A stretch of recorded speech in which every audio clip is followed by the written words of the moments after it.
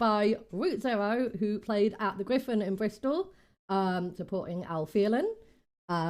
Hello guys, how you doing? Hello. Yeah, we were doing great, thanks. Yeah, so the that gig was absolutely amazing. I went into it completely blind. I'd never heard of you guys. I just sort of Obi from Æl Fierlen mentioned we're playing Bristol on Saturday, and I found out on like Tuesday. I thought, all right, yeah, I'll go along. It's like an hour away. And yeah, I was really impressed. The long hair, oh my god. Yeah, I wasn't expecting your hair to be quite that long, and I got the hair envy big time. Wow. But yeah, I just thought, the sound in general, the you got like the heaviness and like a ethereal the keyboard. Oh, I love it. So I figure first probably want to introduce yourselves quickly for people listening. Just want to say your name and what you do in the band, and then we'll chat a bit about the band in general. Yeah, sure. I can go first. My name's Jack. I play keyboards and generally yell loads of incoherent nonsense into a microphone in Route Zero. My name's Sasha. I sing and sip tea occasionally. I'm clear. I play guitar in a stupid way, and then make it sound pretty with a bunch of other shit. So. And I'm Ren. I also play guitar in a really stupid way. Yeah. I did find it. I will say I found it really cool. Like I was stood in the car, and I'm like, you got one of you with like the full makeup, and then there's another dude who looks like a tech bro uncle, and like just like so unexpected. And you start, and I was like, wow. And like, who was the bold guy? That's Rob, our bass player. Yeah, he's the snap of life energy for hair. I was gonna say, like, he looks like he works in IT or something. He actually does. Oh my god, that's amazing. But just completely across the board, like you all look so cool in your own ways, and like the music just absolutely brilliant. So how did the band? How did you come about? I had a quick nosy online, and Jack, it looks like you used to do absolutely everything. Yeah, so I mean, I guess I'm probably in the best position to answer that. So I started the band basically as a bedroom project back at uni. I started writing 2016-ish. That was when the sort of very earliest incantations of what are now full Route Zero songs. That's what I started writing back then. And then I tried to put together a couple of lineups whilst I was at uni. One of which actually included Clear. Because four of us, so me, Sasha, Claire, and Josh, our drummer, all went to Aberystwyth at the same time. But that, basically, it just never really worked out.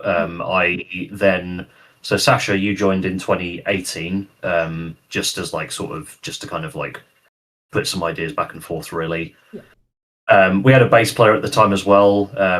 Ash, who we eventually had to part ways with just because when me and Sash moved to Cardiff, we just couldn't really sort of continue, working in that sort of manner, unfortunately. So I started to get. I think Josh was the first out of our current lineup to join, and he joined at the end, right at the tail end of 2019. Oh, right. And then Claire was next, who joined in 2020 during COVID. So that was like the sort of core original four-piece at the time when we first started rehearsing, when we could rehearse again during COVID, or after COVID rather. It was mostly just us like fucking around and just like doing Alice in Chains covers and shit like that, really. But it was fun. I mean, we all love Alice in Chains. And then Ren was the next. You joined in 2021, I think. Yeah, we originally were talking like around the same time as Josh joined in like 2019. But you mentioned writing on 6, 7, and 8 string guitars. I think I scared you. Yeah, yeah, the shit out of It's too much effort, man. Yeah, and then like a couple of years later, we started talking, and was like, I can just play a baritone for that. It's fine. So that's that. There's that, and then Rob was our most recent addition. So I originally played bass live, but then I was looking for a keyboardist for quite a while. But eventually, I realised that I wasn't having a lot of luck, and it's going to be hard to find a keyboard player that's going to be into the kind of music that we write and is also available to join a band. So because I've got my musical background is in piano, I've been playing piano since I was like 3 years old. Basically, my mum's a piano teacher, Okay. so yeah, like I thought, why don't I just find a bass player? So that's what I did, Yeah. and Rob joined. So Bass is easier than keys, by a long shot. So I think you're going to have a lot more bassists out there to pick from. Right, other half just of full bassist. disclosure, Rob is a fantastic bass player, Oh, and we yeah, all love yeah. him. Yeah, really. I love But yeah, that. that's though. not Looking for a keyboardist, and it's like, oh, I play piano. I thought you were going to say you were looking for a keyboardist and decided to fucking start doing it yourself out of nowhere then. But if you got the background, I mean, no brainer, isn't it?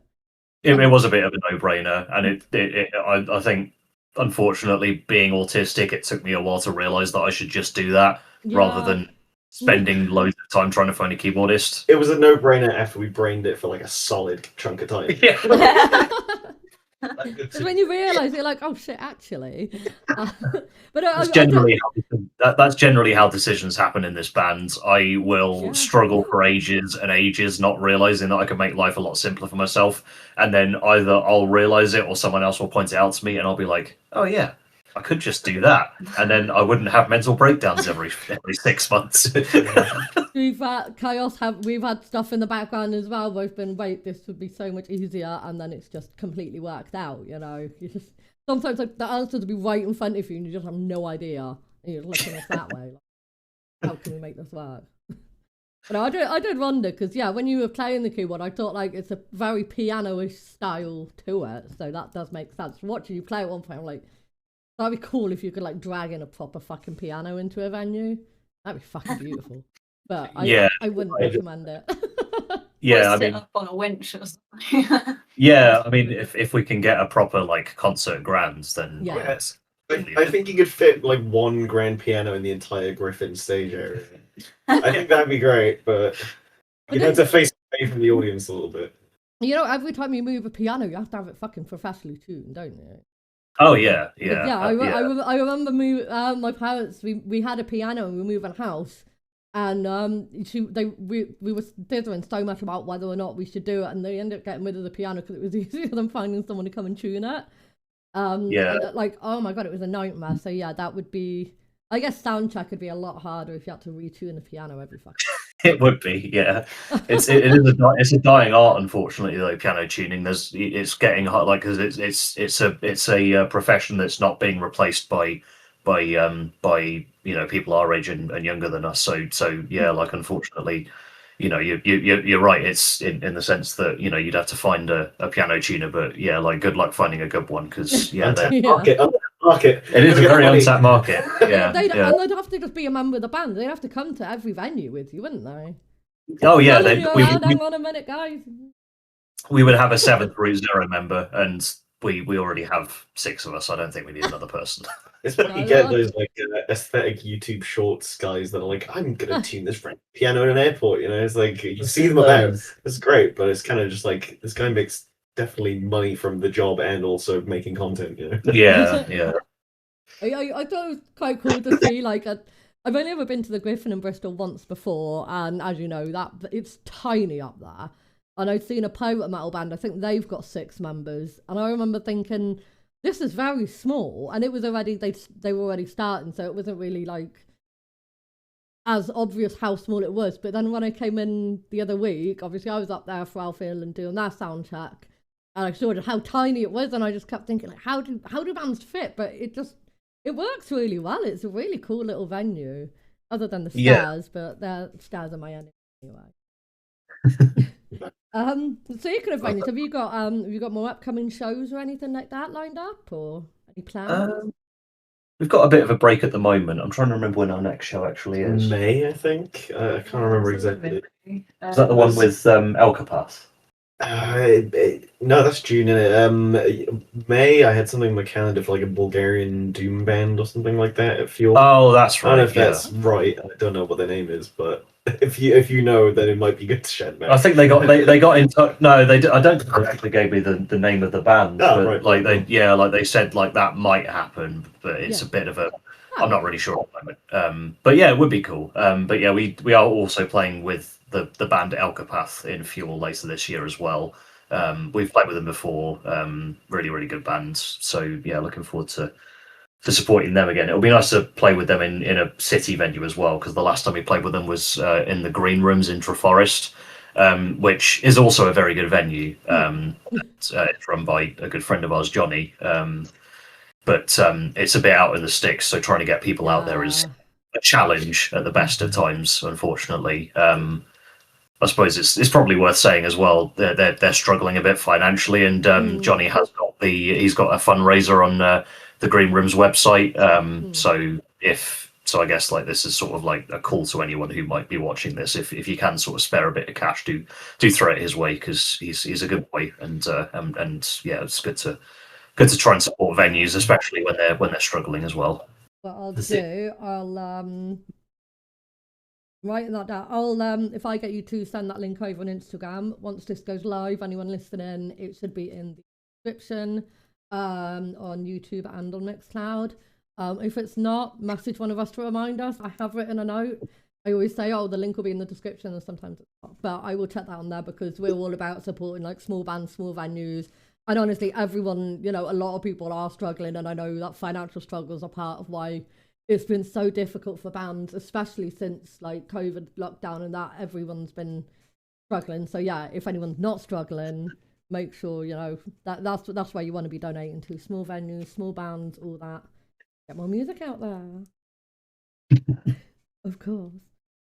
So yeah, obviously, for people that haven't seen you live, what would you say is sort of a reason for people to get out and come and see you guys? It's quite dense. I think there's a lot of bands where like you go and see them, and it is very much like a rock or metal band type of layout. And it's great, but when I love shows like stuff like where it's just there's just so much going on layers wise. And not to say that, not to toot my own horn, but a lot of it is very layered, and you'll notice like intricacies and stuff when you listen back to a layer. Hopefully you will. Yeah. If we're good enough, you'll check out the album. But We have been described in the past as a prog metal lasagna. yeah. Or a what did Molly call it? A sandwich. A metal There's sandwich. two ends of crazy bread on either end of the stage. And the rest is just this dense, like nice filling. I mean, like I said, when I saw you, I just thought like it sounds so perfect together, even though like it looked like very all over the place like styles and that, and I love that as it is anyway. So like the music just comes together so nicely. I think for me, I think people should come check you out, because seeing that in person is just absolutely amazing. And also, if I'd listened to you, I probably wouldn't have realised there's going to be 6 of you hanging around on stage. And yeah, I think people should definitely come out. I'm going to come see you. That's going to happen. I have to deal with it. I won't be taking over everyone's bags and stealing shit from the back room this time, though. We'll be playing a few shows in Bristol later this year in autumn as well. So, like we're doing the Crofts. We're supporting Lesbian Bed Death in September. Awesome. We actually. I think there's also a festival we're doing in October as well, over the Halloween weekend, the Black Flame Festival. It's like its inaugural thing, so it's still kind of being put together, but it will basically just be like Halloween black metal festival, and we're the honorary non-black metal, one of the honorary non-black metal bands that are going to be playing. But it should be great, and it's all full of like very kind of unfortunately black metal's got a bit of a reputation having bands with questionable views, but thankfully this is like explicitly anti-fascist, so good. I was about to say we've got I say linked up with my best mate is in an Irish sort of black metal adjacent band, and I hear all about like they'll be working with promoters and find out actually they're not the right kinds. They've got to change venues last minute, and they're all about putting out like anti-fascist and positivity and that. So yeah, knowing there's a little festival starting for that is fucking awesome. We'll find out more about that. But the songs do get long, black metal, we'll say. Which you've got what, 11 minutes song to look forward to at the end of this bit? We're challenging the black metal bands. That's fine. It's also not the longest song that we have. If you're considering all the like demo stuff, there's definitely longer songs, so expect more. literally and figuratively. Yeah. That's fine. I mean, Æl Fierlen had what, an hour-long set, and they got 4 songs in that, and Shit, right. Yeah. I do like the range though. I was saying before we started, I do a horror punk show as well, and you get, like, if I go see one of those bands, they got about 20-30 songs in an hour set, and then you got other bands that have 4, and it's just, I don't know, I like it. I like a range. Helps the mood. So obviously with mentioning other bands, what sort of bands inspire you guys? Are there any specific bands that you like look to for music inspiration, or? That's probably a question that's just best asked individually by all of us, because we have a very broad taste in music, as you might have gathered from that we all look very different on stage. I mean, in terms of me personally, I guess like it's kind of a weird mix, because like a lot of the way that the songs are sort of, like, I sort of arrange when I'm writing the music is very inspired by. So when I was a kid and a teenager, I spent a lot of time playing in orchestras. I'm a trombone player, so like a lot of it is very inspired by, like, sort of how dense can you make the sounds, like, sort of all the different elements being brought together. It's also kind of like, I also sort of think about that when it comes to like quiet and loud dynamics as well. So yeah, I'd say that's like a pretty big sort of inspiration point for me. In terms of like general bands, again, like it kind of depends really, because I go through very specific phases of listening to certain types of music. So like I might have like a metal day or like a hip hop day or like a dream pop day or something like that. So yeah. But I guess in general, like favorite bands, I'd probably say stuff like Soundgarden, Deftones, Cult of Luna.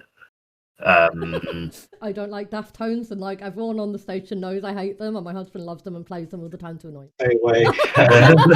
They bore me. I'm sorry. Anyway, yeah, but yeah, Soundgarden as well. That's good. But yeah. But yeah, it's kind of, and then like for my vocals as well, like I usually sort of, most of my vocal influence comes from death metal. So like I'm a big fan of like Cannibal Corpse, Lamb of God. They're not death metal, but they were a big. God. Yeah, Lamb of God were a big influence for me growing up. Absolutely. Big Phil Bozeman fan as well, like Whitechapel. Like he just fucking like just whatever noises, whatever demons he summons to make the noises he makes, I'll never understand. Oh, sometimes I hear vocals like that. I think, where the I mean, same with stuff from Æl Fierlen. I listen to her and I think, what? How? I love that. The sort of, you get like the nice vocals and then the screamy vocals, and yeah, I'm as someone who I've already said, I think you guys are great. I want to see you again. I'm very picky with screamy vocals, and a lot of people are surprised. So I listen to it, be like, I like this. I don't like the vocals. It's screamy, but like you guys, you're really good. Oh, like, thanks. Yeah, I do like that. Those are like the range. I mean, what other members and like influences have you got there? Because yeah, like you said, yeah, I don't want to let's go clockwise. Sasha, what are your biggins? Oh gosh, I listen to a bit of everything as well, really. But some of my favourite bands like Typo Negative, Within Temptation, especially early Within Temptation. Oh yes. I really like ABBA as well. Like I used to listen to ABBA. Doesn't like like Sabbath, Alice in Chains, Sonata Arctica, yeah, all over the place. Anything with like very operatic vocals, I think. Yeah, operatic vocals. Also like some like trip hop as well, like Portishead. Yeah, stuff that sounds kind of like ethereal. Yeah. Good shit. Yeah, I mean, I'm like metal kid at heart, so it's just kind of all the usuals. A lot of crossover, I think, with what Jack talks about, because like I feel like in terms of sharing music, we're just constantly like trying to one up each other with the most obscure band. But yeah, no, like Carnival is fucking massive for me. Like that is like one of the ones where I'm like, yeah, the biggest influence that anybody could ever have on the music that I do. Other than that, like Tool, Tosca, that sort of stuff. Again, crossover there, but yeah, like a lot of like folk stuff as well. I very like broad genre wise. The one sort of like surprise shared band that we had as the three of us in the front here was Dixie Chicks, that were now known as the Chicks, like pop country band. And it's good shit, any music that's good I will enjoy. Yeah. And that's obviously subjective, but Yeah, there is a lot of overlap with kind of us as a band, especially like me and Clear, because I'm also absolutely love Carnival, absolutely love Tusker, absolutely love Tesseract. You know, but kind of growing up, I was a Green Day kid. Yeah. I was into Green Day and Foo Fighters. Me too. And that kind of turned into an obsession with like Alter Bridge and stuff, and then Periphery, and that kind of got me into like prog and like Leprous and Carnival and stuff like that. But I also love a lot of kind of stuff with folk influences and stuff. Like I really love a band called Kalandra from primarily Swedish or Norwegian, Norwegian. I think Swedish as well. And I absolutely love them. They're just blow you away, incredible, you know. And I think the influence of the band are definitely like 6 circles that overlap in weird different ways, and then some bits just don't overlap. Like I'll be into some sort of pop music, and then Jack will be into completely different kind of pop music and stuff like that. You know, where it's there's bits that we don't overlap on, there's bits that we do overlap on, and stuff like that. So. I will say, I think the one artist that all 6 of us can really get behind, though, and I think it is the one artist that really kind of brings us together as a unit, is Devin Townsend. I think Deftones to a degree, like to an extent, but I think Devin Townsend. None of it dislike Deftones. No, but I think Devin Townsend is probably like the one that I feel really kind of like brings us together as a cohesive unit, because like we all love Devin Townsend, and we keep telling ourselves we're going to cover a Devin Townsend song. We haven't done it yet, but maybe we will one day. Find the right one. Find the right one. Remember, before most of us met, we were basically all at the same Devin Townsend gig at the Great Hall. We hadn't met each other. We were all just there. I do love that though. Like you got all these completely different inspirations. Like you said, you know, it all works together so well when you put it all together. But yeah, having at least one similarity does make sense. So I think that's really cool. Like I wouldn't expect some of those inspirations to be there, but like the operatic singing definitely, obviously, and all. Yeah, that's really cool. If you could collaborate with any musician, past, present, whatever, who would it be? Ooh, that's a really, that's going to be another tough question, and you're going to have a very wide range of answers. Are we talking like collaborate, like make a full song, or like just have someone feature on a song? Because that's a different question. Like, I mean, again, Devin has got to be. Yeah. And like, I'd put like Hal Jones on the list. That would be amazing. Michael Ackerford as well, maybe. That'd be a pretty big one, actually. Actually, I'd say Opeth is the other band as well that we're all sort of very much in agreement on liking. If I had to get like one guy to feature on a song, it would be Jonas from Catatonia. Jonas, like him as a singer on like a part of a song like that, the Ocean tune that he collaborated on. Oh my god, that'd be incredible. That would be very cool. I'd like that. Yeah. I'm trying to think if there's any wildcard answers, because I could throw some wildcard answers in there and say someone like, I don't know, David Diggs from Clipping or someone like that. Get a rapper, you know, or someone like that. I don't know. Yeah. Trying to think if there's any other wildcard answers. Right, we've been told Michael Bublé before and ABBA, so you never know. Not a massive Michael Bublé fan. If we got Justin Timberlake on a track, I'd love that. I love Justin Timberlake. Have you ever seen that interview of Michael Bublé's where he's like just like, on like some panel at a sports show or something, and he's like tripping off his mind on mushrooms? No, it's incredible. I would suggest watching it because it made me really like Michael Bublé. He's just so humanized when he's trimming balls. Yeah. He's supposed to be quite a metal fan as well. I know he's a big Deftones fan. Yeah, that's Michael Bublé's the shout, you know. Maybe. Just saying. Ooh, I guess like one other main one. Related to the gig, what made you decide you wanted to support Æl Fierlen? Probably mostly just because we played with them before. Yeah, I mean, we bands that we've had the most fun playing with. We actually played with them at their 3rd ever gig, which was fun at the Green Rooms, the venue that I mentioned earlier. So it was it was very early on. They didn't even have a bass player at that point. Yeah. So Obi joined quite late, didn't he? Yeah, that's right. Yeah, but already they were just unbelievable. Yeah, it's Yeah. really great. Like, I think I saw them live before I'd really listened to any of that stuff, and like I got physical literal goosebumps. But I was thinking, like, all through your set, I was thinking they're like a more people younger Æl Fierlen, and you know that's really cool. Like, I didn't realise you supported them before, because that's such a fitting like support, because you have got a lot of similarities now. I love it. Yeah, it was yeah. like the Edenfall that we played with them, wasn't it? It was, yeah. Yeah. So it was with a band called Edenfall, who sadly aren't going anymore. They split up last year. But it was a really fun gig. It was like the Blackest Friday is what it was marketed as. Just cool as shit. Did you get a discount though? I mean, I don't think I'd paid for a drink that night. No. I'm not 100% sure. That works. Better than nothing. Oh. Probably just because John drinks. he always knows you drink. I feel like everyone should absolutely deserve like a free drink if you more than. Well, the Gryphon do.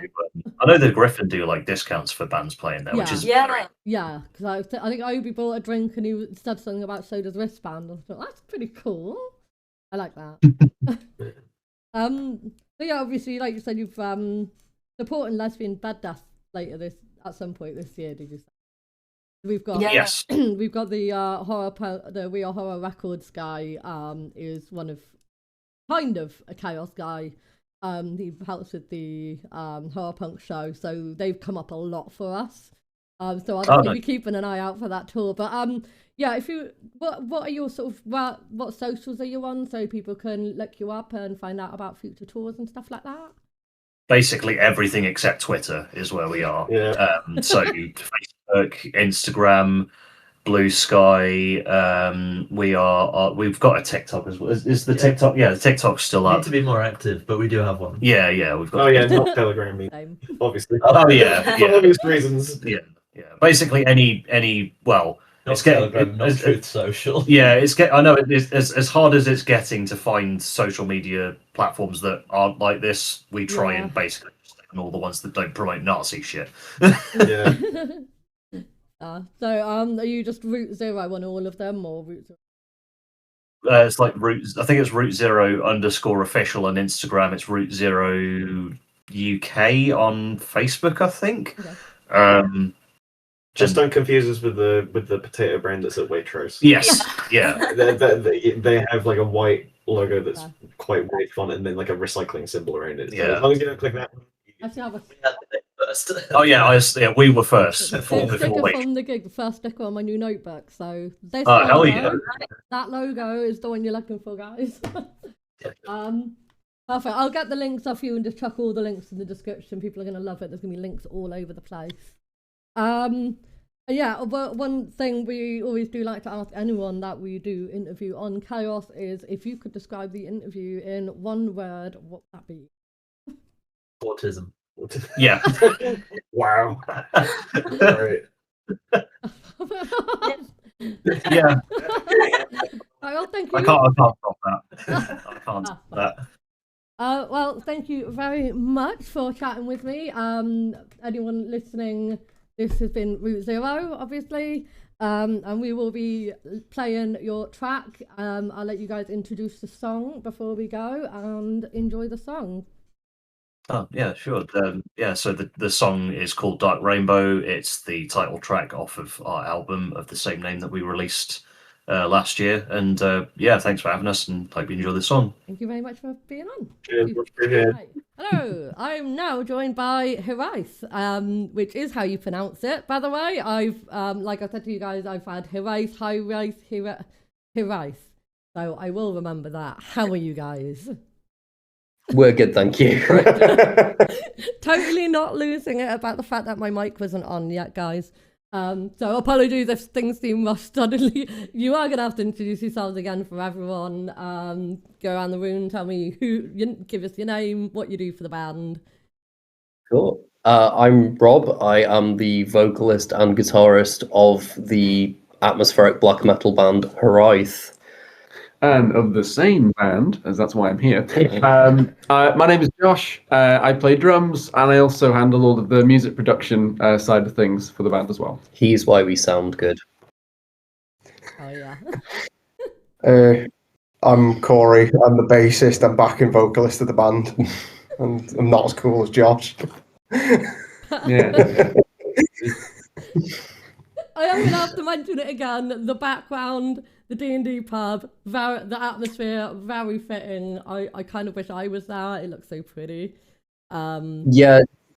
Shout out to Tabletops Wrexham. We're in the magical forest room in the Dungeons and Dragons pub that I actually did the ceiling for when I used to work here. So that is amazing, though. I might have to do that the next place I live if they let me decorate. Leave everywhere. Fuck it. Okay, well, I'm gonna take a different attempt at the question, so you don't have to repeat yourself too quick. That's obviously anyone listening knows this was about the gig at the Gryphon in Bristol. That happened on the 7th of February. But we'll get back to that. Let's go into the band name. Like I said, I kept pronouncing it wrong. I had no idea. I couldn't even read it, to be honest, which is one of my favourite things, is when you can't really tell what the band's called, but it's pretty. But yeah, tell us, where does the band name come from? What does it mean? Have I just insulted someone in an ancient language? No, thankfully. So it appropriately has no direct English translation. It's a Welsh word, which is it's basically a feeling of longing and yearning for home, but it's usually directly pertaining to Wales, and also like it's tinged like mourning for like the Celtic culture that was, and both in Irish, like Scots Gaelic, like the Brittany language, the Cornish language, they all have similar words. Yeah. Because they all had like similar experiences, and it kind of shows how like language is shaped by history. Yeah. And it's kind of the whole thing of like, what might have been the Wales that was, and because a lot of the things that we try to write about are about Welsh history and kind of like, you know, those struggles for self-determination after Wales was colonized, and we kind of married those two concepts together. Yeah. Oh, I love that. I'm very big on like I was brought up pagan. I live near a lot of like pagan and druid sites, and like know about a lot of Celtic history and that because of my mum. So I'm gonna have to let her know that because that's really interesting. Oh, that's amazing. Yeah. Wow. Oh. So I mean, yeah, that's so I'm guessing like the music. I know you said about different languages and stuff. Do you get a lot of inspiration there as well? Is that does the band name extend to what you write about, or? Yeah, so like we take a bilingual approach to songwriting. So in every song, the original song that we've released, there is Welsh present in the vocals. None of us are fluent Welsh speakers, though we're all learning, because obviously it's sort of a thing when you look into the history of the language and how it was suppressed and stuff like that. It's kind of made me angry enough to learn it. Yeah, learn the science. Yeah, precisely. Yeah. I believe Dole, who I do a show with on Tuesday, she's pretty on it in Welsh. She'll sometimes send something and it will autocorrect to the Welsh word of it, but I believe she's pretty fluent. Like she spoke Welsh at a younger age, I believe she said.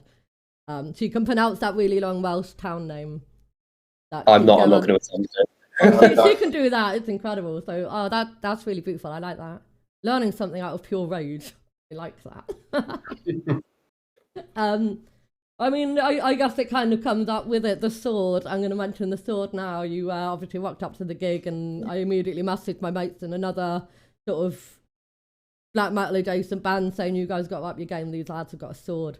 Tell us, what does the sword? I mean, I've seen it happen, obviously, but how did that come into it? What made you decide, hey, I want a fucking sword on stage?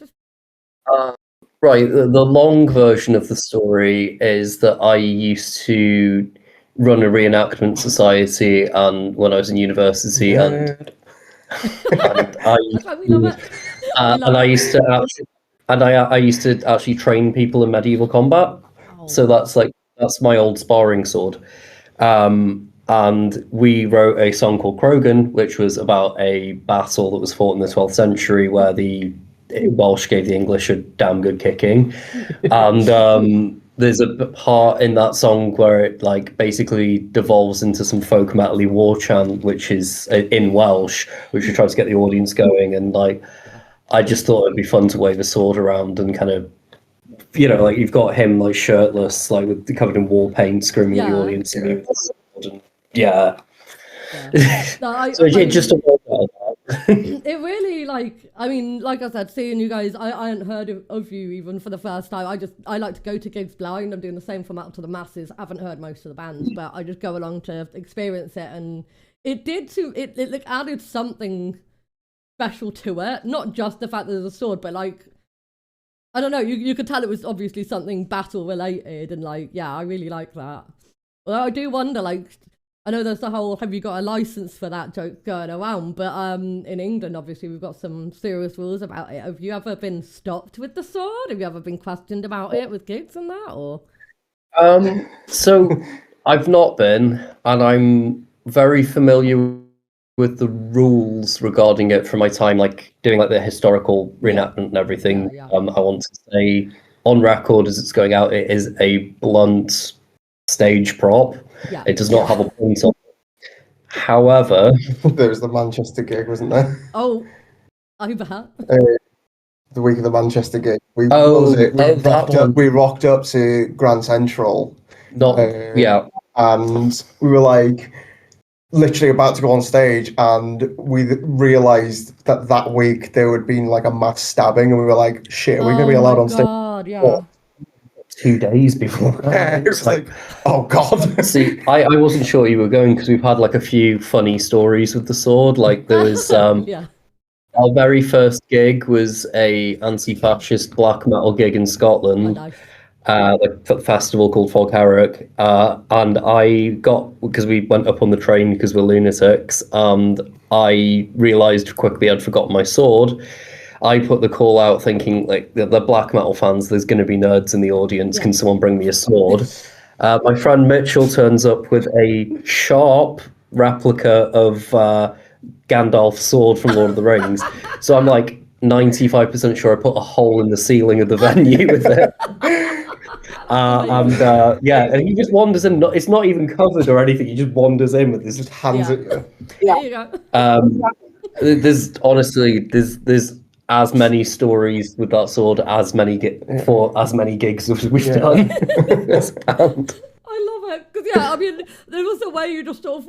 I don't think I even saw anyone walk in with it. I just saw it on the floor, and I was like, how do you get that in here? We're in Bristol, mate. I mean, if you ever play in Swindon, sharpen it in case. Yeah.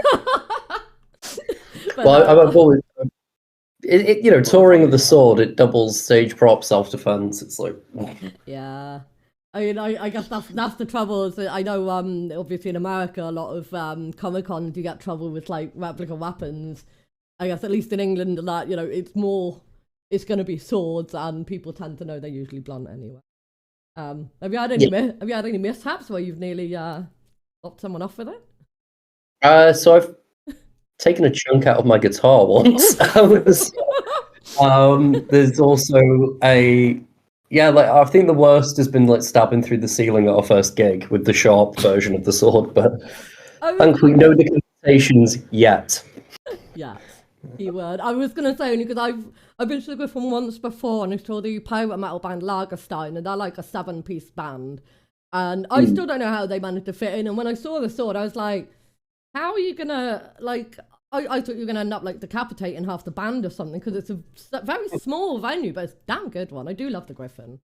Like, big shout out to the Gryphon in Bristol, man. But yeah, I mean, speaking of the Gryphon, so well, obviously that's where I saw you guys. It's a very tiny one. What made you decide you wanted to be on this lineup? How did that come about? I literally just messaged John from the Gryphon because I'd heard loads of really cool things about it, and I really wanted to play there.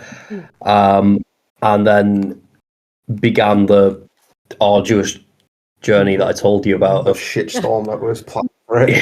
That was before I hit the mic, though, so they can find out.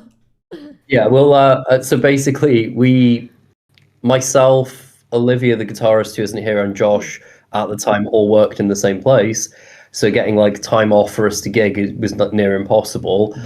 And so it was basically literally Josh's last day of work there. He finished off work at 5. We kidnapped him, threw him in the back of a van, and was like, "Get in, loser. We're playing Bristol."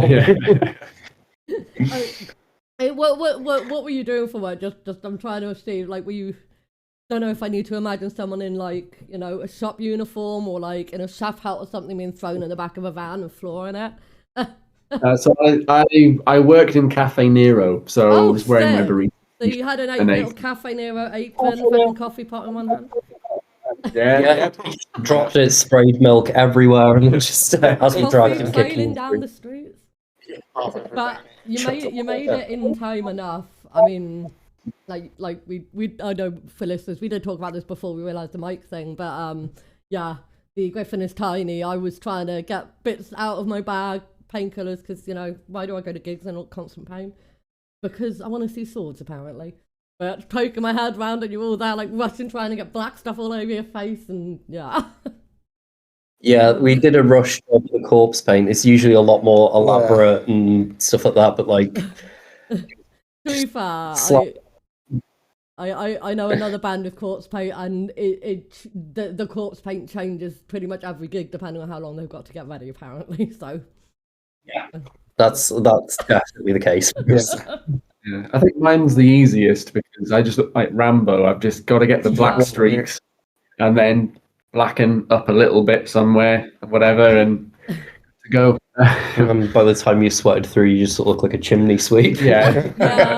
I remember poking my head round and seeing you topless, Jonathan, like trying to get bits on your back, and I'm just like, sorry. And then by the end of it, you just look grey, which is fair. I mean, I don't honestly like that absolute beast of a drum. I was watching, I was just like, fucking. I mean, I've got hearing loss, so I tend to pick up on the drums and the bass before anything, and those drums just like my brain very happy, lovely. But yeah, that was a bloody great gig.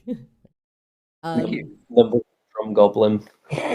I think you mentioned before. I need to ask again because I think you mentioned before you'd never actually played like in this kind of music before. Or... Yeah, so in terms of drums, so like my background for drumming, or actually just listening music in general, is like pop punk and metalcore. That's what I grew up on as like a teenager, and then also doing like drums for church on a Sunday as well. So when Rob and Liv, when we were forming the band, they were like, "Hey, do you want to just try out playing some drums? We kind of need some help with creating some songs and doing stuff." So I was like, "Yeah, sure, it sounds really fun. I've never done black metal. I don't listen to it, but I'll happily give it a go." And then after the first night of playing with them, I was like, "I really, really want in on this." It was really, really fun. And then since then, my music palette, if you will, has been very quickly broadened, and now I'm listening to more black metal sort of music, now getting into the swing of things. But I think not coming from a black metal background has probably helped us quite a lot in terms of the songwriting and 100%, like, because it stops it. Because on the one hand, I guess you have, when me and Liv are writing, we have the same references that we can draw from, being like, oh, I want like a big bathery chorus there or something like that. Which, as I said, has its advantages, but then Josh coming in with a completely different angle that he thinks of things we would never have thought of. And, it I at least I hope it makes our music stand out. Yeah. Yeah, I think so. I think a lot of, one thing I find a lot is the bands that I find the most like, that just stand out that aren't like other bands have got members that all have completely different backgrounds, like completely different music interests and like growing up with different music styles. So yeah, I mean, I love that. I thought I was really interested. You mentioned it at the gig, and I just remembered. Oh, I want to touch on that because, yeah, clearly it works. But I will say, like, since like starting the band and everything, out of the four of us, the one who is probably buying the most merch and enjoying the most like black metal live when we do gigs is this man. Yeah. Oh, I love it. I mean. But for people that do want to, say, for example, come and see you or check out more music, what have you got coming up? What can we expect? So we are doing our local Metal to the Masses. Oh, sick. We've got a number of gigs that are lined up but not announced yet, like all around the UK. And the biggest thing that we're working on right now is our debut full-length album, which we are, fingers crossed, going to have out at the beginning of September. So, I'm writing this down because I'm keeping an eye.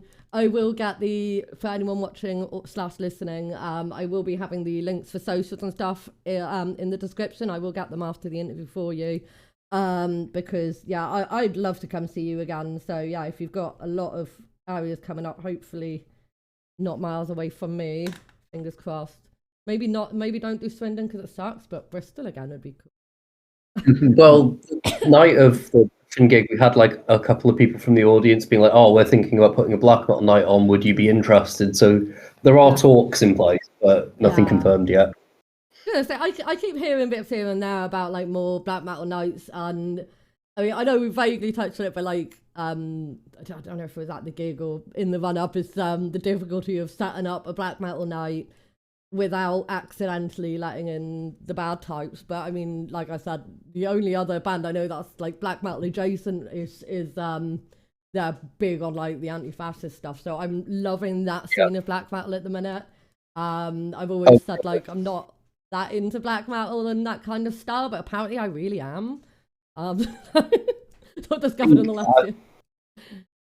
Yeah, like I think that's the thing. Like in recent years, the majority of bands have either just completely eschewed the far right bullshit that's associated with black metal, or actively fought against it. So I'm thinking like the band that kind of inspired me and Liv to start this is Dawn Raid, because we were doing something similar to yourself, where we had like a podcast, a YouTube channel, our own online magazine and stuff, and we're interviewing bands.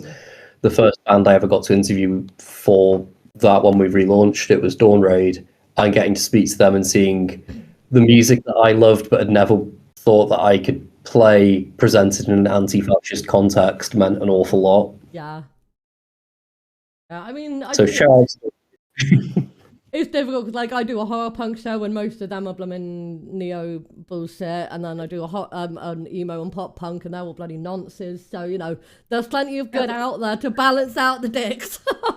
Yeah, 100%. It's concerning how many blacklisted bands I've got for my shows. But no, I mean, I think a lot of people too still sometimes look at black metal and they're like, oh, it's all going to be like white supremacists. Actually, no, it's not. It's just an unfortunate few big names are, and then you're like, actually, a lot, especially I feel like our generation, a lot of us know that, you know, that's not what you want to do. I think all of the big names in black metal that have come out in recent years, though, and like very much not like, you know, Panopticon, who are like starting to become like massive now. They're like super left wing, and like spoke to Austin, and he said he tries to be like subtle with his politics in it, but he's very much like an anarchist, and he like you know, he's like in Minnesota. He lives in Minnesota, where all the shit with ICE is going down right now, and like Wolves in the Throne Room, and like all these like bigger bands that have like emerged in the last few years are like vocally anti-fascist. Even if their music is political, they're like, no, fuck those guys. Don't be a dick. They're basically. But yeah, I mean, I think a lot of like music, where it can get so big, and I think even though without, you know, people don't want to always be political, but music in itself is political in a way. Like you're getting something that you believe out there. But I think it's nice to see that a lot of it is actually really positive stuff and like the good side, fighting for the good. Yeah, I mean, speaking of big bands or bands in general, if you could collaborate with, like, do, I don't know, a song or play live on stage alongside, like, collaborate with any band, past, present, dead or alive, whatever, who would it be and why?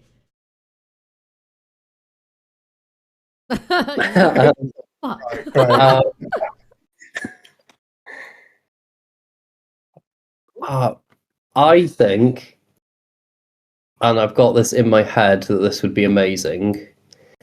I really want to bring like a lot of Celtic inspired folk music into what we do as Hireath. Yes. and 2 of the ex-members of Dawn Raid, the band that I just mentioned, they both have folk solo projects that are like neo-folk, stuff like that. So having that kind of full circle, I know that you'd expect me to pick someone really big, but I was this might be an achievable goal actually, but like that could work really well, and it's also that shared ethos between the 2 bands and stuff like that would be. I mean, you guys might have different answers, but like I think that would be. I can't think So you of can anything. pick at the Gryphon if you want. That would be amazing. I think a lot of my, as I say, I'm very new to the whole black metal thing, so I'm not going to go for a pop punk or a metalcore band because that would be a bit strange. But I think for me, I think I'm going to name like a band that really impacted me when I saw them live at one of the shows that we were playing, and that band, they're from Scotland. They're a band called Pit. They are like a wonderful fusion of crushing riffs, ambient, amazing leads, great vocals, all packaged in something that sounds like black metal Gojira running through the Highlands. They're wonderful people, but I was absolutely captured by their music. I absolutely loved them, so I would want us to do stuff with them because they are so cool. They were one of the standouts of our first, because we did an anti-fascist black metal festival as our first ever gig in Scotland. Like travelled up to Scotland for it, and they have since become really good friends of ours, and they were one of the standouts that just had me like floored. Yeah. Now I'm gonna pick a band that's like gonna completely change the fucking trajectory. Because pick, you know. Like, well, right? I mean, that would be cool, but more. I think the band that's like coming to me at the moment is a band called the Haze Collective, which are like a queer grindcore band. I saw them back in Manchester like last year, and they were fucking phenomenal. Like, it's literally just 2 people. And they're absolutely mental, and it's interesting because the reason they're called the Haze Collective is because they collaborate with so many different bands. Like the last album they did, they've collaborated with like Shirley Manson from Garbage. They've collaborated with like Frank Iero from My Chem. They've collaborated with Full of Hell, Soul Glow. So, have we lost connection? No, we're still connected. Oh, okay, right. I love it. I mean, to be fair, who was it recently? Necrogoblicon and Real Big Fish did a song together recently, and that was not what I would expect to be a collaboration, but it worked so fucking well. I do like it when you get like 2 completely different style bands, because I think Ice Nine Kills and Real Big Fish did one, but it was a cover and it kind of made sense. But this Necrogoblicon and Real Big Fish was like, huh? But it was really good. So yeah, I can mix together genres. Recently. Because like, what was it? I think Frozen Soul have just come out with a song with Gerard Way from My Chem, and it's like, it's really interesting because you were saying about emo might change the trajectory, but then Gerard Way did a song with, I can't remember what the band's name was called. It was Matt Heafy's like Black Metal project. That's so good. And it's like genuinely, it's like seeing that mixed together. It was something that you'd never expect. Well, it's also the fact that Gerard Way was like the clean vocals were done by Matt Heafy. Gerard Way did the black metal vocals on it, and it was like I was like, what, when it first got announced, and then I heard it and it was like, it's a really weird album. It's called Ikarabi, and it's like a really avant-garde of artsy black metal project that Matt Heafy from Trivium brought out, and it's actually really solid. Yeah, I'll have to check that out. I only found out the other day that apparently My Chemical Romance covered Astro Zombies by the unnamed horror punk. It's so good. I don't even need the old band anymore. That cover's way better. I know it's like, My Chemical Romance were kind of the goth band before, but I wouldn't have expected them to cover horror punk, and I'm obsessed, you know. I love when bands cover or collaborate on stuff that isn't their genre, and it just sounds so good. So yeah, hell yeah. I mean, to be fair, I've had bands answer that question with we had what's his name, Michael Bublé. That may have come up with Opal and Sky, because they're famous for that. Someone's mentioned ABBA. I'm going to put this out into the universe. It's not a musician, but it's something that we're actively trying to manifest.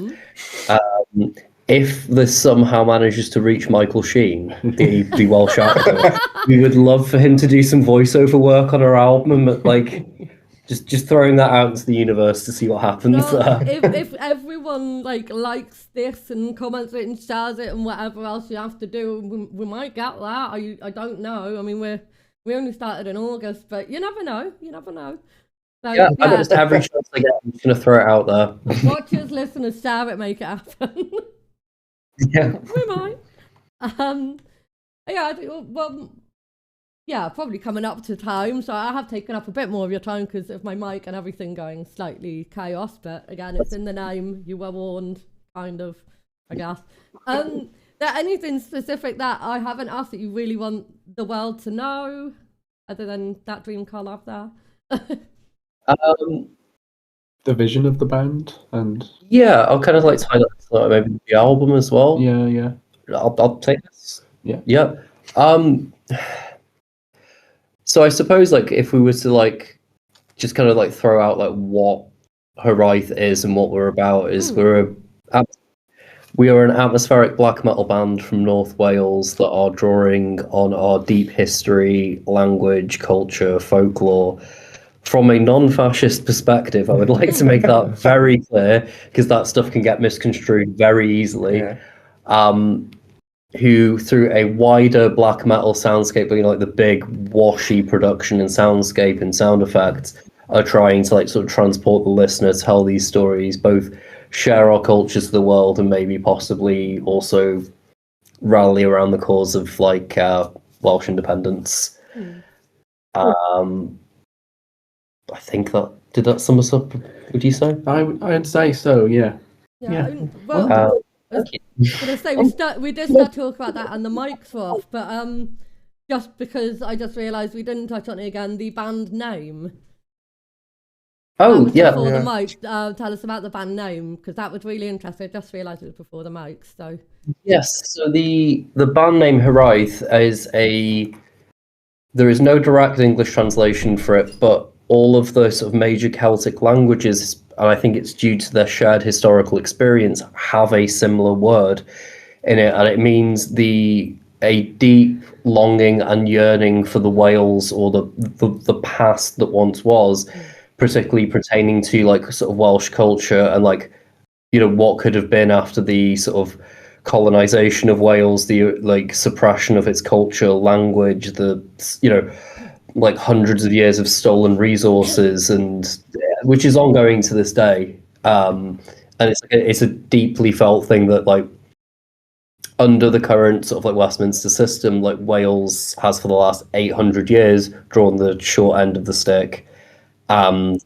like been sort of like its culture was trampled upon, and like economically as well. Like when you think of coal, you think of like water, you think of like our natural resources were just kind of plundered for the greater project of the UK. Just a point, I'm not actually technically English, so you're fine here. Oh no, I wasn't trying. I wasn't trying to. I'm not one of them. I promise. That wasn't the trip, and I want to be very specific that the anger is directed to the Westminster government, and I don't want it to ever come across like a weird kind of like xenophobic fuck the English kind of thing. No. That is. I think that's not where I'm trying to handle. It's important that people learn about it. I mean, fuck the British anyway, or fuck the government. Anyway, like, obviously you can talk proudly and be proud and like remember your history and stuff without hating on other people. I think a lot of people forget that. And I think kind of when I sit down to sort of pen lyrics, what I'm trying to do is kind of look at these historical struggles, not just to remind people that they happened and that they existed, but also draw modern parallels to political struggles today that maybe, like whether that be the issue of Welsh independence, that be sort of the rise of fascism. We can talk about maybe like resisting a tyrannical king or something like that. When we're resisting, Mango Mussolini in the White House or something like that, I mean, to be fair, if you could sort your sword out and go up and sort out the royals here, that'd be cool, But I mean, I will not make any comment one way or the other. For legal reasons, hypothetical. But no, I Nothing. think it's done really beautifully. Like when you said about like the band name being like a longing for home, but in the sense of Wales and what it was, and I think there's so much beautiful history out there. Like I said as well before the situation. I brought up Pagan. I lived near Avebury Stone Circle, West Cannock Longboat, a lot of really beautiful cultural places, especially like Druid and Pagan history and stuff. And I think a lot of people forget that just because the world is changing, we need to remember that beautiful history and like what we do have, and just in sort of I'm a very nature girly, so I'm just like in that sense of like, you got to keep it going. I don't know how to work. No, I'm not good. I think it's kind of a bit of a fallacy as well to believe that progress is a linear thing and that you can't learn from the past. Yeah. Like just because something like ideas might be thousands of years old, it doesn't mean that you have to kind of throw the baby out of the bathwater just because the world's modernizing. There might be things worth retaining and clinging on to. Absolutely.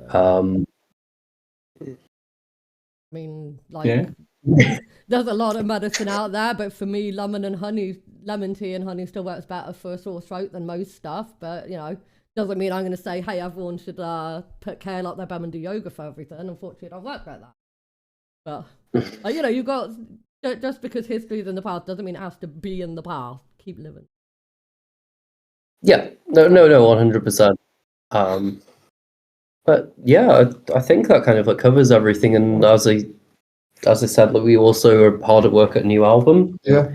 But it's actually our debut album. We currently have an EP out called Tales of Resistance that people can check out on everywhere basically. Like be like Bandcamps. Oh, thank you. And then we're working on a full-length release that we're aiming to have out at the beginning of September. And can't really say more about that because we haven't revealed title, artwork, anything yet. So we're keeping that. What letter does it begin with? The working title begins with the letter A, but that might be subject to change before it comes out. Okay, that's fair. That's fair. Is it Æl Fierlen? No, I'm kidding. Yeah, they've got it. Pronounced completely differently. Oh, that'd be great. I'll give a brief spoiler. There might be some lyrical themes about Welsh history on the album. Oh, really? Completely different history somewhere. About Australian history. That'd be fun. I could. Well, that was a. That's so weird. Actually, no, that's New Zealand. New Zealand. We did a gig last night, and I had the weirdest compliment ever given to us that I did not make the connection to ever.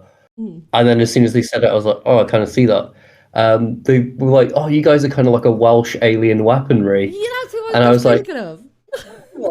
Yeah, and I'd never made that connection, but that whole, the whole thing of like preservation of language, like that history. They do the thing of like talking about the Welsh language and Welsh history and folklore, and they do Maori. Bloodywood as well. They sing in Hindi. They've got. I love that kind of thing. So that's really cool.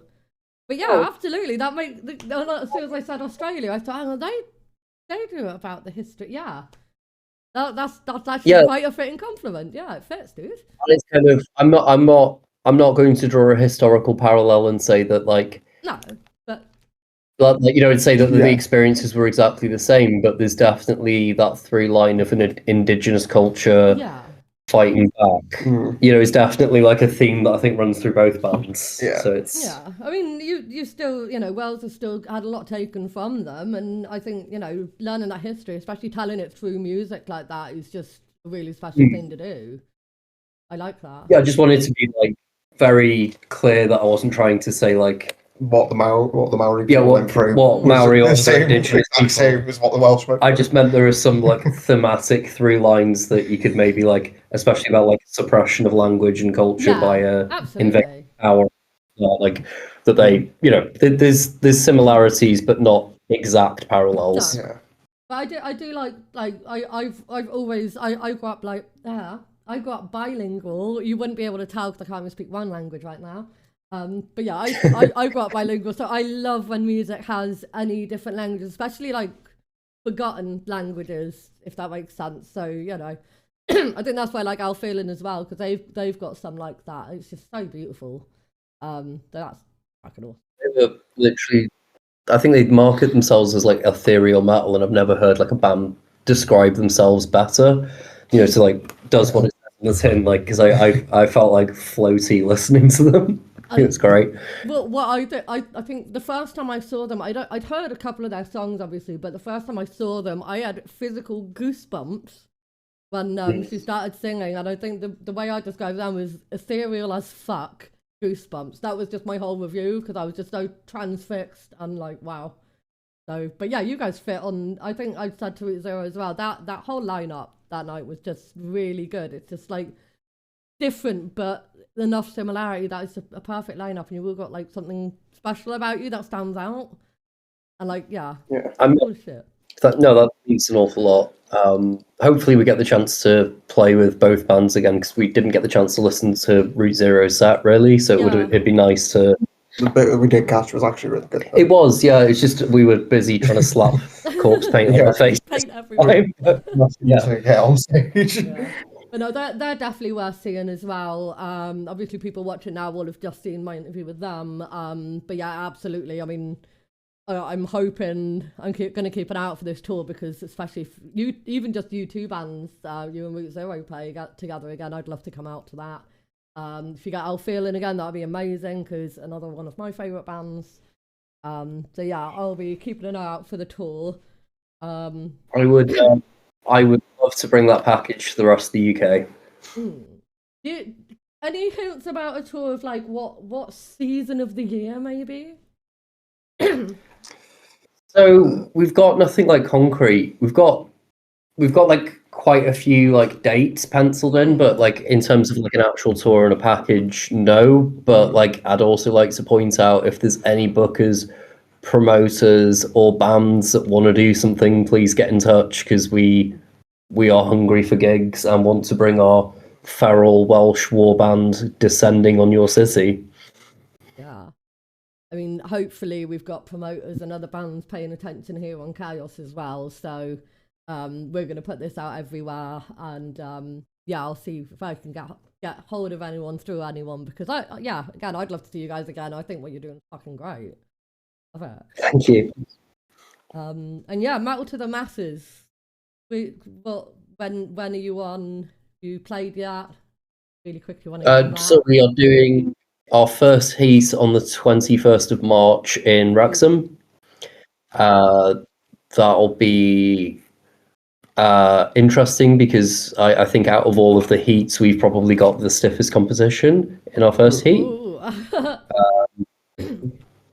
It's a 3-band heat, so you know, like, yeah. So there's only like 3 to choose from, and both bands are quite good. Yeah. So Oxford have got 3 bands per heat. We had 5. I'm covering Bristol. We had 5, and honestly, I didn't make the first heat, but the second heat was 2 weeks ago, and I was surprised they could even narrow it down to 3 from 5. So, you know, it's a tight one, but I've said to others, even at the Metal to the Masses gig, even just playing Metal to the Masses, even if you don't get through, you're out there, and that helps a lot, because a lot of people see who you are. And but yeah, good luck with that. I'm going to keep an eye out for the results. I'll be keeping an eye out for your socials. And yeah, I'll be dropping any links down below for anyone watching or listening. Go follow Hireath. Hireath? Said it right, didn't I? Hireath. You know what? I've said it a million different ways, and it's just going to keep happening, isn't it? It's fine. Yeah, we're used to it, I think. Yeah, like, as I said before, we've got a local promoter who, God love him, but he pronounces our name differently every time we play, and it's always wrong. I mean, I guess that's kind of the way to do it, because if you pronounce it enough ways, one of them's got to be right. Yeah, well, I think we're just waiting for him to get it right, and we'll just all give him like a standing ovation. And like... yeah, thank you very much for being on. We are going to close with one of your songs. You did send the EP, but I'll let you pick which song you want so you can introduce it for the listeners. And then we can say goodbye. Should we go with Hireath? Sure. Our namesake. Yeah. That I was gonna say that sounds good. I will get that one downloaded. Like it. Right, It kind of. Yeah. No, thank you very much. Thank And you for being on. Well, hopefully no, awesome. Thank you. And yeah, stay tuned for Æl Fierlen next. Bye guys. So now, through the magic of editing, I'm joined by Æl Fierlen. How are you Hello. guys? You might notice a lot of difference in me between the last two videos and this one as well. There've been a couple of weeks in between each interview in the end, but we'll pretend it's all the same day. That was my fault. My mom was visiting from America. I'm outing myself as an American. Oh yeah. You're not outing anything. We all knew. Some people don't know anymore. To be Mickey fair, said he didn't know. He said I did a good job of hiding my accent. And I went, do I? I only No. notice it when I'm talking to you like online or like not at a gig, because at gigs where it's so loud, I don't even pick up on the accent because of my hearing. So I'm like, every time I see American, I'm like, oh shit, yeah, she's American. Every time. Yeah. Weird. I'm a British citizen now, though. Hell yeah. Hell yeah. Probably not a good thing right now, is it? Christ. Anyway, so we're talking about mostly about following up from the gig that you did at the Gryphon in Bristol, which lovely venue, shit stars. On I think you said, So many stars. oh, the stars kill me. Oh, never again. Yeah, we're one of our goals as a band is to get to the point where we can play venues that aren't upstairs. Because I think we did 3 days in a row upstairs, and the load-in, I was loading going to out. say, Oh, I don't know if I would put it on my like top 10 list of bad stairs to carry drums up. But now I feel like I need to make that sort of list. Did you not carry drums up those stairs? Oh no, I did. I did. Switchback. But Say it's the one that goes I think- back on itself and all that shit. yeah, having the landing actually helped because you have a minute to like put it down and reset and go up That again. is true. But then you've got all the little stairs inside as well, and then the tiniest little backstage room. Like having to go in there to grab things. I'm like, it's going with guys, like reaching Fitting around. all of Ginger's drums in the kitchen was definitely Tetris. Yeah. Oh, anyway, that gig. God, I have no structure today because obviously it's been a while since the last interviews, but everyone else is listening now, so we've got everything. We can talk about whatever. But gig-wise, first, what made you guys? Because I asked the others what made them decide to get on the lineup with you guys. So, did you guys have any influence in picking the other two bands? Do you support? No, you? not at all. No? we were originally. You can correct me if I'm wrong, Steph. We were booked to support somebody else. They pulled out, so we were bumped to the headliner. They didn't pull out. They had like a conflict of dates. Yeah, basically they were double booked or something because they had a UK tour, and we ended up supporting them on a different day, literally the next day in Brighton or something. Yes. Oh my God. But yeah, so we were supposed to support them on the Friday in Bristol, according to the Gryphon itself, but they told us it would be the Saturday. Okay, yeah, I was going to say. So we said yes. I wonder if thinking it would be the Saturday because we were in Southampton on the Friday. And then they said, oh, actually, it's the Friday. Can you do it? We said no. And they said, well, do you want to headline on Saturday instead? And we said yes. So if that isn't entirely too confusing, that is what happened. That explains why I had it on my calendar for Friday and Saturday, because I think Ovid mentioned it in passing, and I was like, I'll be there. And then I was like, when and where? You know, I'm confused. So it was a bit of a reshuffle. We did get to support Hireath anyway, which was great. And we also got to do our thing on Friday in Southampton, so we didn't have to like lose a show, which was good. Yeah. And it was nice getting bumped up as well. Yeah, always fun headlining. Always a little bit of pressure as well, though. But very cool to see Route Zero again as well, because they were at our third ever show. And our first show in Wales. And another our only show in Wales. Yeah. Well, I say that as if we might play there again one day. I don't know. It was nice. we could go back. But like another fun piece of information is that one of the members of Root Zero is like the first person to ever buy an Æl Fierlen band t-shirt. So that was really cool to see. Oh, I love that. Yeah, so it's really cool to see Ren and all of them all over again. Yeah. Oh, that's really cool. I love that. Yeah. That's really good. With the band name, I know I've asked the other bands because I love to know, where did the band name come from, Æl Fierlen, and why is it not Æl Fierlen? I will not fight about it this time. But so for like 6 months we were calling it Æl Fierlen, and then realized we were wrong, and we're like, well. It is pronounced. First time I met you, I was telling you off about it, didn't I? It is pronounced. How dare you be wrong? Basically, the AE letter is called an ash after like the ash trees that are kind of in like the Surrey, Hampshire area near where I live, really. Now, not where I'm from, obviously, but the ash letter is meant to make that noise, so Æl Fierlen, and so that's why it's pronounced that way. Everyone confuses it with Latin, where the ash makes the A sound. Just because Æl Fierlen is Old English, not Latin. Yeah. And again, other languages do A and some are A. So yeah. We've had a couple different comments from people who either like speak other languages or can't really understand what my accent is and what my like origin is as a person. And so they'll go like, oh, why did you name it something Welsh? You're not Welsh. Or like, oh, why did you name it something Icelandic if your songs are in English? Somebody else said like, oh, you're from Ireland. Is that why it's Irish? And I was like, not from Ireland. Like just putting that out there. But yeah. So basically you did it just to confuse everyone.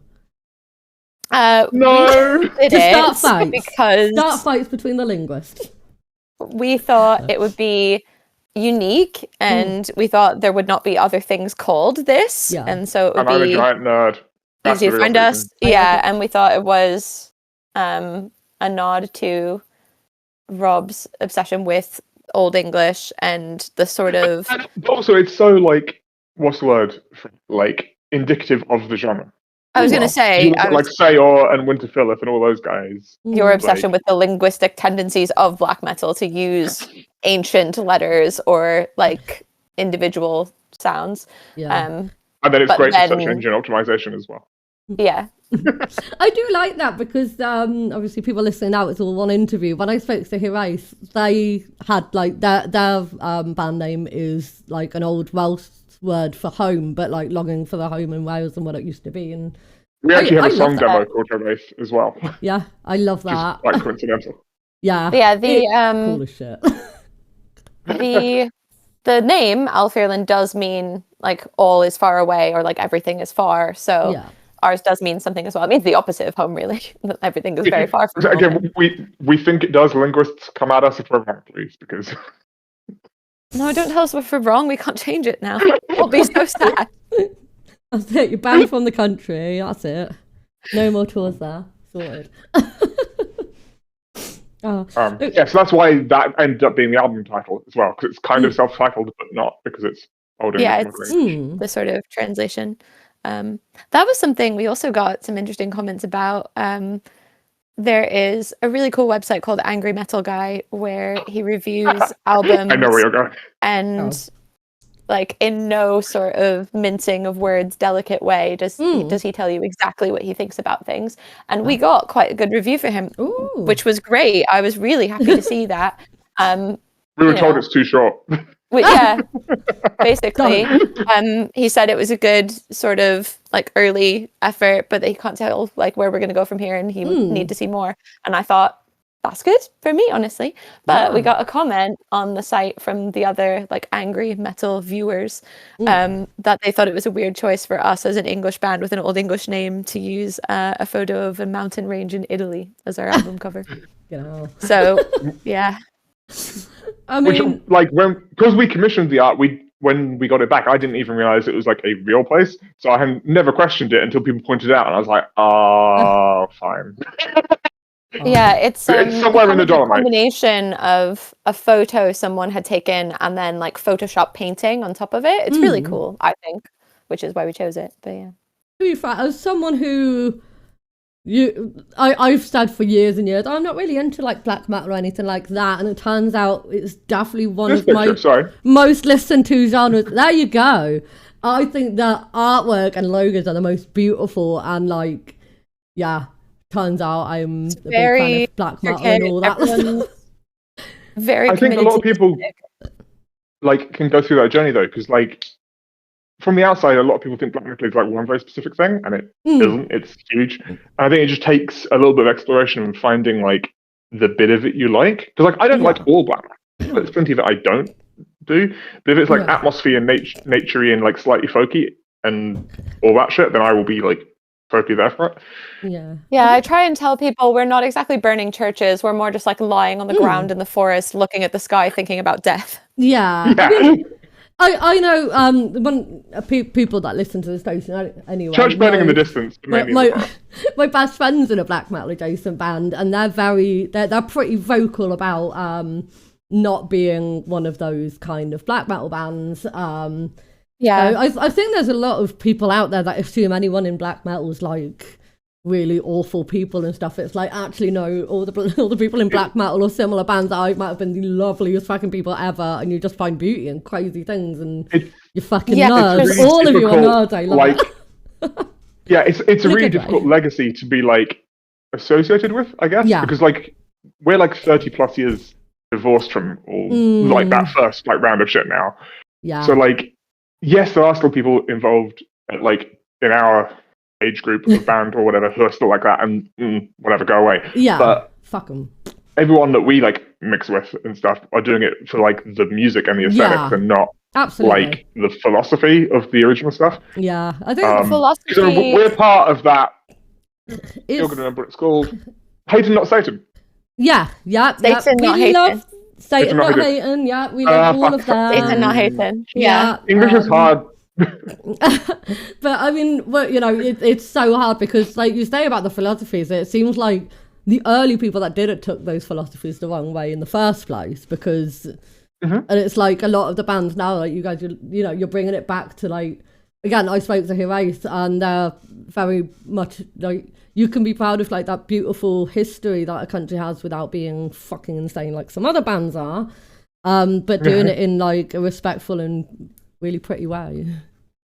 Yeah, I think a lot of what current black metal, or at least our like subgenre of it, or the black gaze world is doing, is still considering and singing about and writing about quite extreme topics, like, you know, death and destruction and you know, injustice in the world, or like internal struggles, but they're doing it with more of a view to unite people and have people relate and go through like catharsis through music, rather than to make their own sort of like extreme faction and make sure that the rest of the world doesn't understand them and can't touch them and isn't part of their like cult with a V, you know? I like the cult with a V. I mean, I listen to a lot of... KVLT will never not be funny to me. This is it though. Like, I think this takes itself more seriously as music and less seriously as a way of life. Yeah. I think, but I mean, we don't say that we're very unserious people in like a vaguely serious band.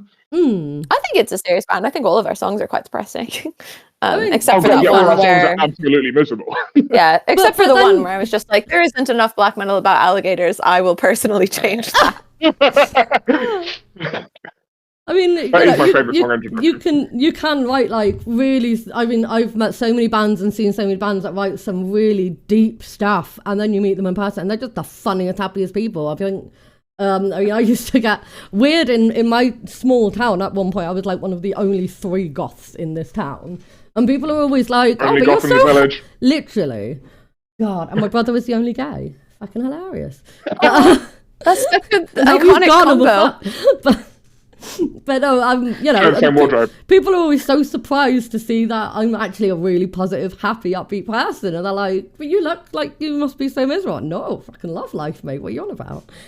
I get a lot of comments from coworkers saying like, "Oh, you're such a like sweet, sort of like talkative person, and then you listen to this like evil music, and we don't understand it." If they see one reel of you going, "Rah!" Yeah. Literally. You know what? One I little still. thing. To be fair, man, going back to that gig, I was like, okay, I've seen these guys before, it'll be fine. And still, I'm there holding the blooming dongle? No.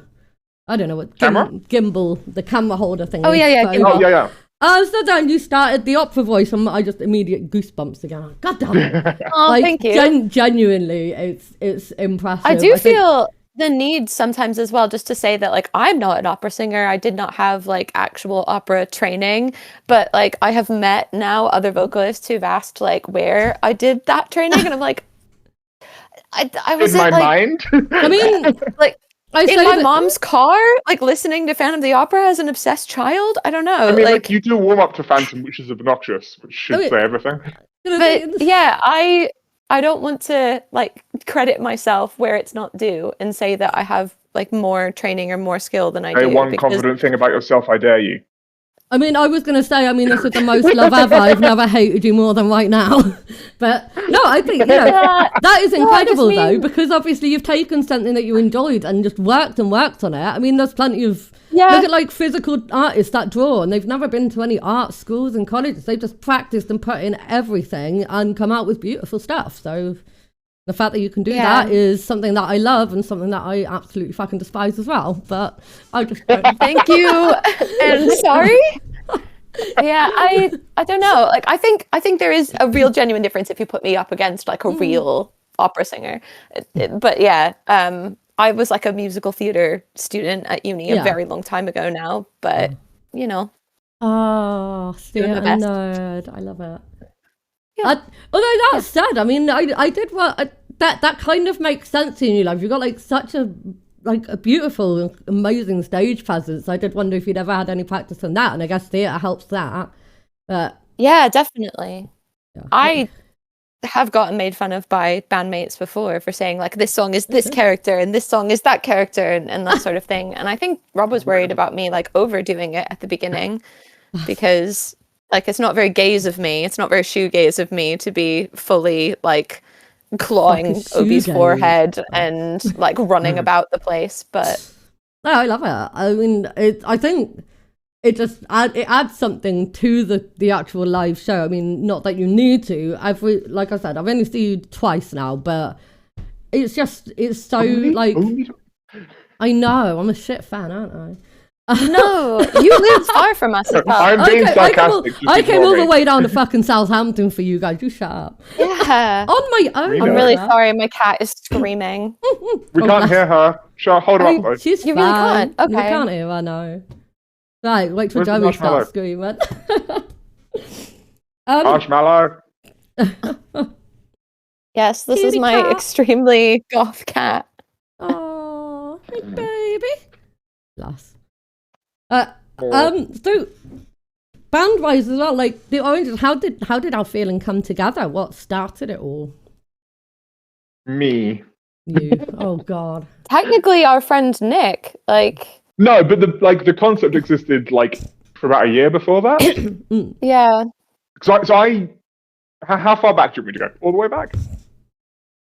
Rob wrote a bunch of Really? music, and a friend of ours basically said he wanted a female singer, and would I do it, and introduced us. So that's how I got here. But he had written a lot before we even started, and before it became more than a one-man project. Yeah, so originally I'd started messing about with ideas with a different vocalist, didn't work out, whatever. I kept like sitting on it and working on it, and yeah, I guess that would have been about a year later. Nick introduced us, and I had sketches for probably most of what ended up on the first album, I think. And had like quite a cohesive vision of what I was after, and then I was like, you can sing, you can come with me. And you're like, I think I like black metal. I was a casual black metal enjoyer. I didn't know as much about it as Rob did. You dabble on But the there weekends. there were a couple times I'd gone to Bloodstock, and much to my husband's dismay, been like, oh, I like this. We need to go see this. And he was like, why? Why do you like black metal now? See, I do that to myself. I'm like, who the fuck is this? Why do I like this? And yeah, closet black metal fan apparently. basically. Yeah. But yeah, so like I I had a load of bands that I was like drawing from, and I knew I wanted. Because prior to this, I had like a one-man. I guess I still have a one-man black metal project, which is more like straight black metal. But I knew kind of like what I wanted to be exploring with this, and get more into like the Black Days thingy, and like I wanted female vocals on board. And hello, Lola, you're very cute. I told you she would be obviously, annoying. I'm sorry. me, like, Lola. I'm fairly self-sufficient and can like self-produce stuff, but obviously I'm not a female vocalist, so I was then like at a impasse until I had a vocalist to bring on board and work with and collaborate with and do all that. So then once we got like introduced, we started doing that, and the first album came about. And then during that process, I think it was after we put out the first single, we then hunted for a drummer, wasn't it? Yeah, we put our song "To Sleep Eternal" in a Facebook group for musicians that attended Tech Fest and said, does anyone like this? Does anyone want to drum? And, you know, we thought could be months. And it was like 2 days later. Yeah, like 48 hours later, we had Ginger, and he was like, I'm on board. Amazing. Yeah. And then he cried a lot because the drums were written and they're hard.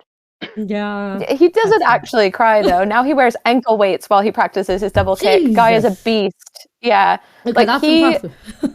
He does it to himself. He's like, this is hard. So I must do it more. I must make it even harder.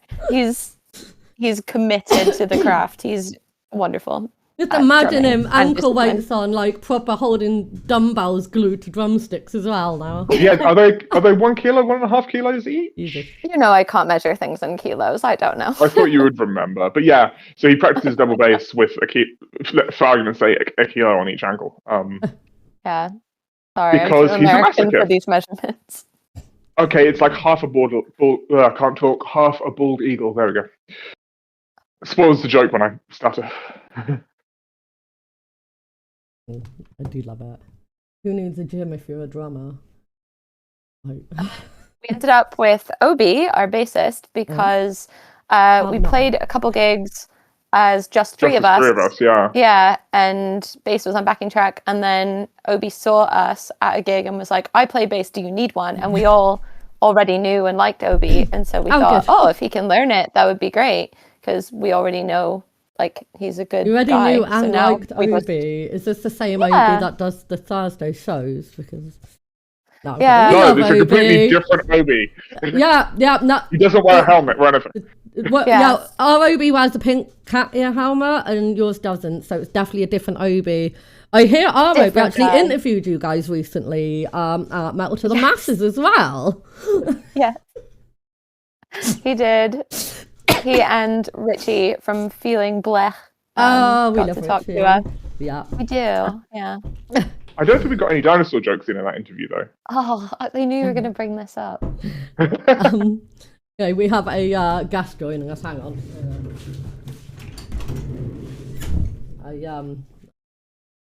Hello, Joey. Oh, hello. You must have heard us enjoying things too much. Say hello. Oh, if he could see a screen that small, he would be on my desk right now. He does not like images of cats on screens for some reason. Oh, sorry. No, it's fine. He can't see it anyway. It's fine. Not like dogs either.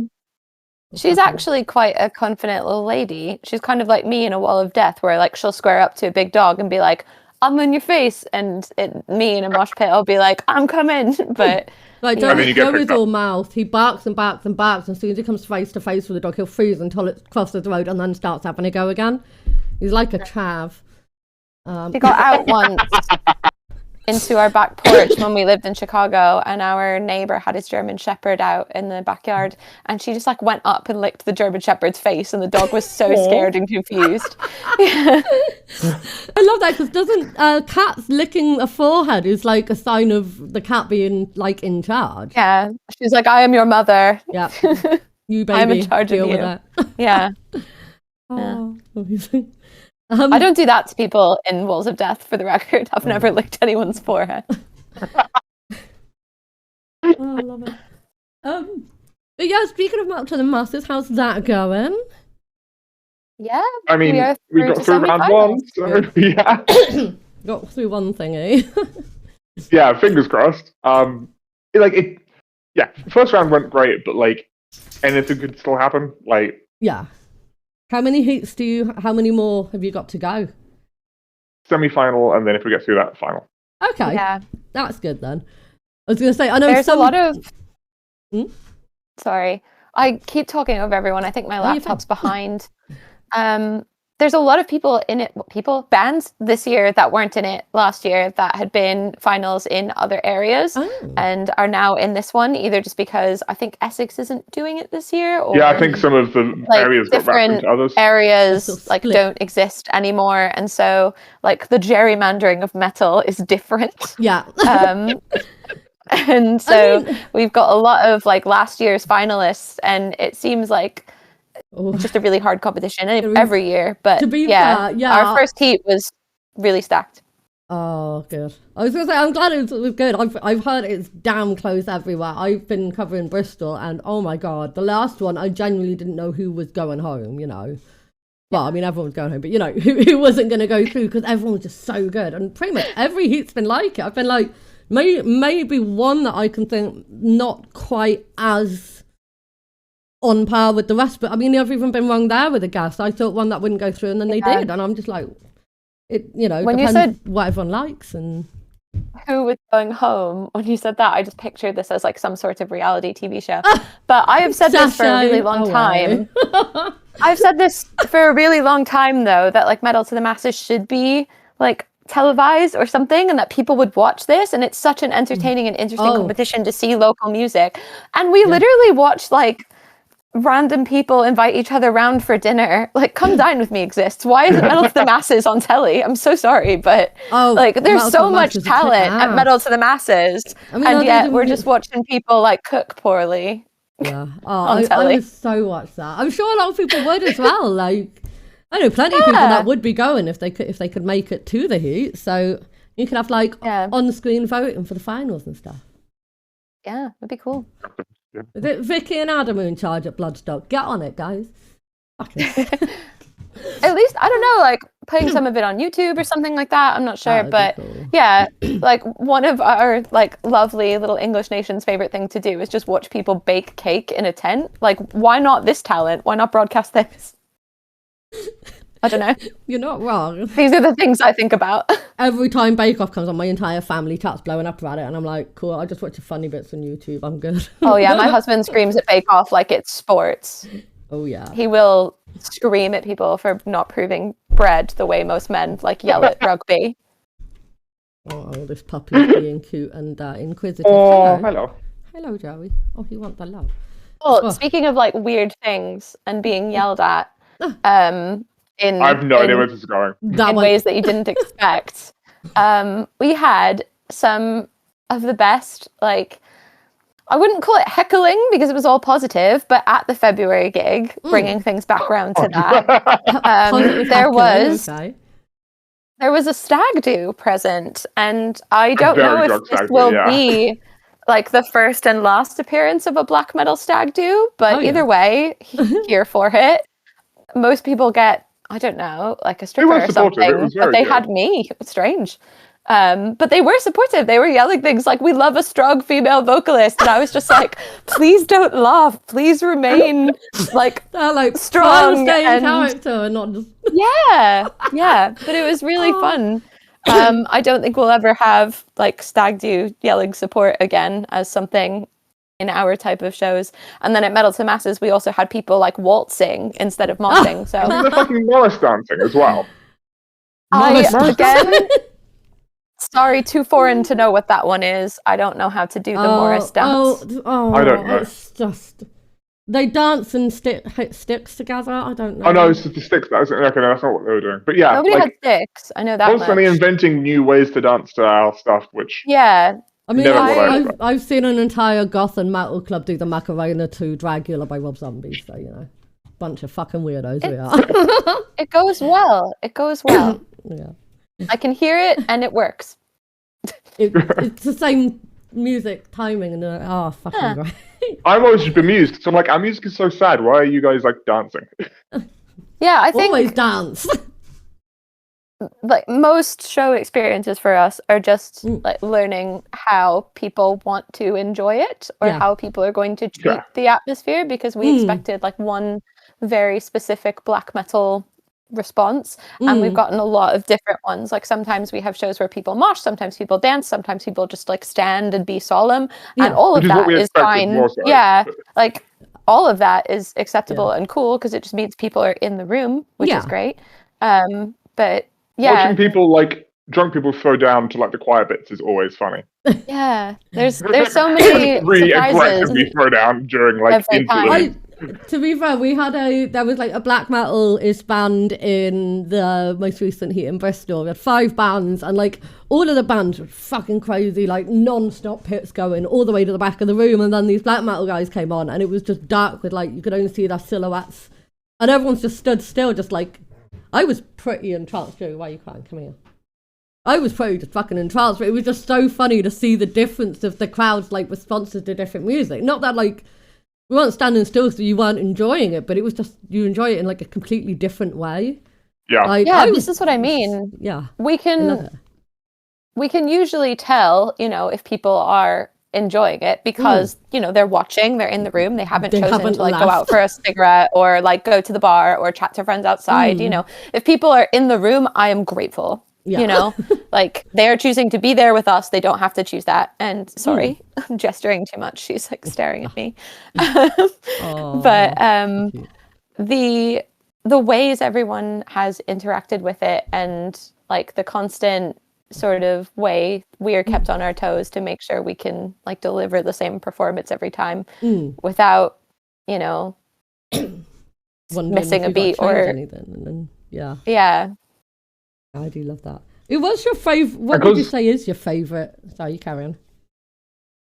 I was saying because like every stage layout is different as well. So like, on the really small stages, sometimes stuff will go out into the crowd, and then sometimes there's like too much stuff around, or it's too high up. So then we, or like if we're just really crammed in, we can't do, or you can't then have the space to do like theatrical bits and pieces because you're trying not to get hit with like guitars. Yeah, there are a few so like times the performances do like vary a little bit, I guess. My head is very close to equipment just because of like the general height difference, and also because they're not static either. Like there's been a lot said about my theatricality, but the guys move. Like, you're going for it. You're not just in one spot. You're, vibing, if I may say. Yeah. Yeah, it's funny. Does it sound ancient when I say you're vibing? I just uploaded my review of the Bristol Metal to the Masses, I think yesterday. It's been a very long week, it's late. But I did say one part of it was, don't get me wrong, I love it, but why can no black metal or black metal adjacent vocalist stay on the goddamn stage? Knowing that you get off stage sometimes is just absolutely perfect. Because, we just need to get our steppies in, okay? Yeah, that's fair. It's my favourite part, but like every time, every single time, it always happens. I'm guilty of it as well. I like, as Rob says, when I go for a little walk. Little walk. Yeah. Like but I like sort of getting in people's faces and being. It's I think when I was in Bristol, I was trying to like film it, but also like it's just so captivating seeing your face. I'm like, I hope the camera's getting this, and like. And like Cormac and Hiranda does his zoomies, so he calls it his mid-big zoomies. I'm like, I don't know if this sounds entirely too pretentious, but I like to acknowledge that we're all there together, like they came to be part of this. So I'm like, now you must be part of it. I'm making you part of it. Like it or not. I am right in front of you. Deal with it. Are you uncomfortable? That's black metal. I don't know. I love it though. I think like I do always take the piss out of in an endearing way. I love it when black metal bands just do not stay on stage, and I love how like I was chatting to the vocalist of the one in Metal to the Masses, Dislike, and they didn't go through unfortunately because but they were so good. They didn't. And like you had we played with them in September. Oh really? Oh, they were so good. The lighting were like. Annoyingly, because of my fibre and migraines, I couldn't do it in that light much longer without getting a migraine. So I did about a song and a half in there, but I was just like, it's captivating seeing them as silhouettes and the vocalist right in front of you and all the movements just beautiful. I just thought like, I didn't know I they had feel like they entered, and I'm should've- glad they didn't make it now. Nah, I'm gutted. I think they should have, but then, like I said, it was such a close one. Like, I feel like every band that played this one deserves to go through. So, you know, it's like I said, this one's very close. The other thing I wish existed about Metal to the Masses, I wish there was more of a like database or continuum or unified website for us to access all the bands in each area. I wish there was some sort of like general compendium of who's entered in which region and maybe like a bracket of who's still in or whatever. And it would be so good to put out there for the general state of the English and like overall British, because obviously like Northern Ireland and Wales and Scotland are doing this as well. But like it would be such a good thing to have for the state of the scene in general, for everybody to know what bands are trying in each area, just so that when we want to book local shows, we know who to ask. When we want to, you know, like message other bands to say, have you played this venue before? What's the sound there like? When we want to, you know what other bands in our genre exist across the country. When we just want stuff that's new to listen to. But every Metal to the Masses is run differently and individually, so that it doesn't seem like there is any like list of everyone who's part of it. I mean, one thing I have been wanting to do, it will probably be a one-off show for me, is because there's no Bristol, none in Bristol all of April, is I would like to do 2 shows, one of them specifically for the bands that didn't go through, to highlight them, because they've all been so good. And like I make sort of mention at the end of the review as well, like go and check them out. But I think they all deserve so much recognition, even if they didn't get through their heat. They've been fucking incredible, man. Like, so I'm gonna do like, I'll be doing a show hyping up the ones that didn't get through, and then another one of the ones that are going through to semi-finals, because like they deserve it. It's been great. It will only be Bristol. There's too many. I think that's the thing, is each area has to do it themselves. I mean, we're already covering Bristol, Oxford, East Anglia. We've got someone in Birmingham sending stuff down. It's a lot, you know, but they could go. I just wish there was like, Rob's gonna laugh. Dare I say it, a spreadsheet of every band that had entered. You know, I just want. There you go. I just wish there was a list. You know? It would be handy. The aside, the context here is that the band spreadsheet I think has 11 pages of stuff to be organised, something like that. So that's why, I know. I forget the spreadsheet exists sometimes. So how dare you say that in front of me? I don't want to sound like a complete fucking nerd right now, but how cool would it be to be able to like, sort it by genre, sort it by area, sort it by what year? Yes, exactly. But even if we can't sort it, even if it's just one web page that lists everyone who competed in 2026 and then shows like who's still in, you know, it would be great to sort of follow the journeys, cheer people on, all of that stuff. Things I love asking every band, because I'm so very curious, is if you could collab with any band or musician, dead or alive, past, present, not future, because we don't know yet, who would it be and why? I hate this question. It's really hard. I think we'll both pick. Did you not revise? We'll both pick quite different things. Yeah, no, I was going to say, answer your own as well. Like, I love hearing it. Go on then.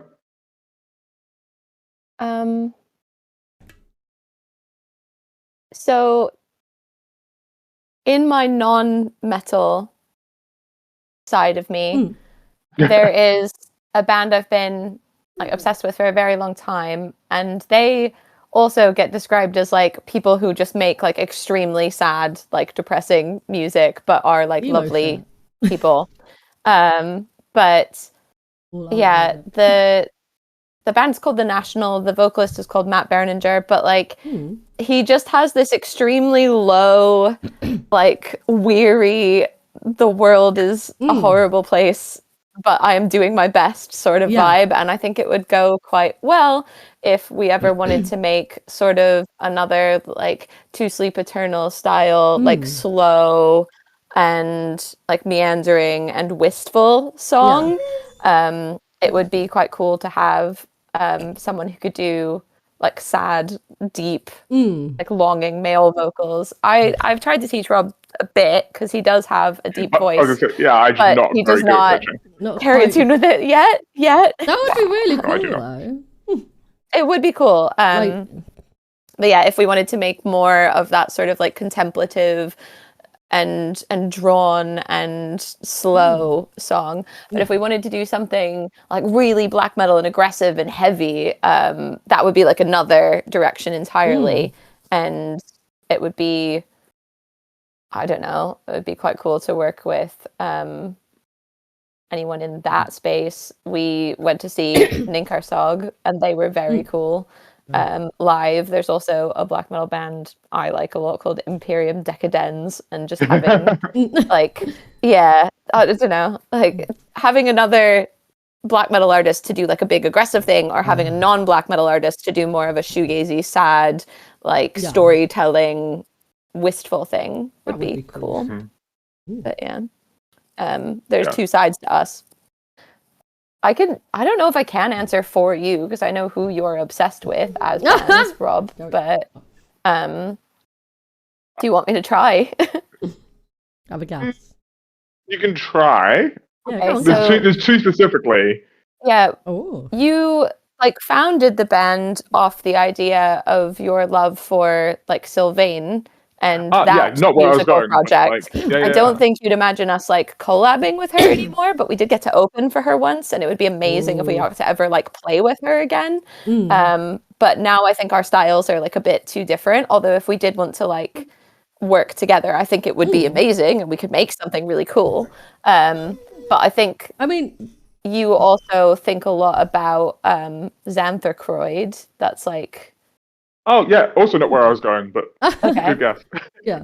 That's like your favorite sort of album as storytelling thing. But then you also think a lot about like the current sort of black gaze folky things like Sayor and Damen and Winter Philith. And I think those would also lend well to that. You've missed the obvious one.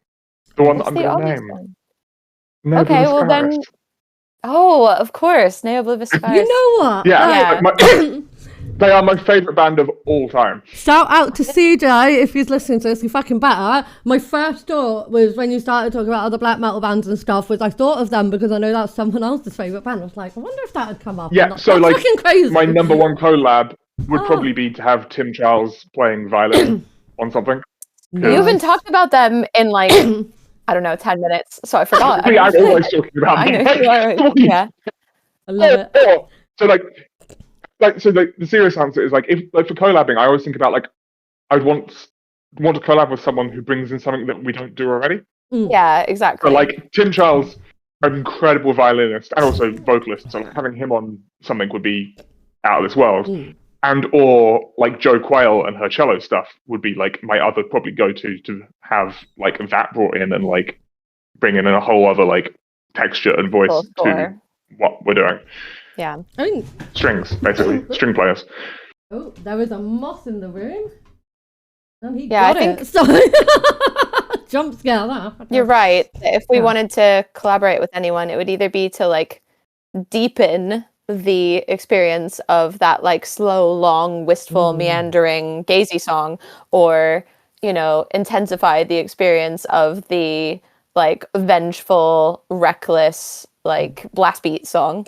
But that adding a musician who can do something that we can't would be the way to go, probably. Yeah, that's always like my thought process, because like other than like clean male vocals between us, we cover a lot of ground.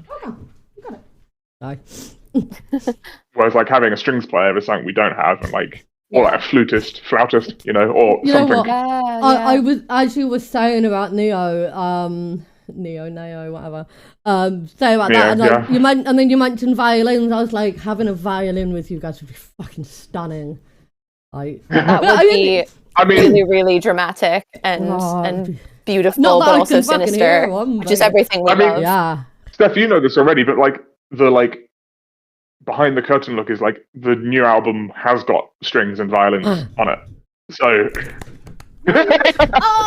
Not like loads. No, but still. Like, we're not like a fully symphonic band, but like I'm hoping to get some violin parts recorded for the new album. Oh, amazing.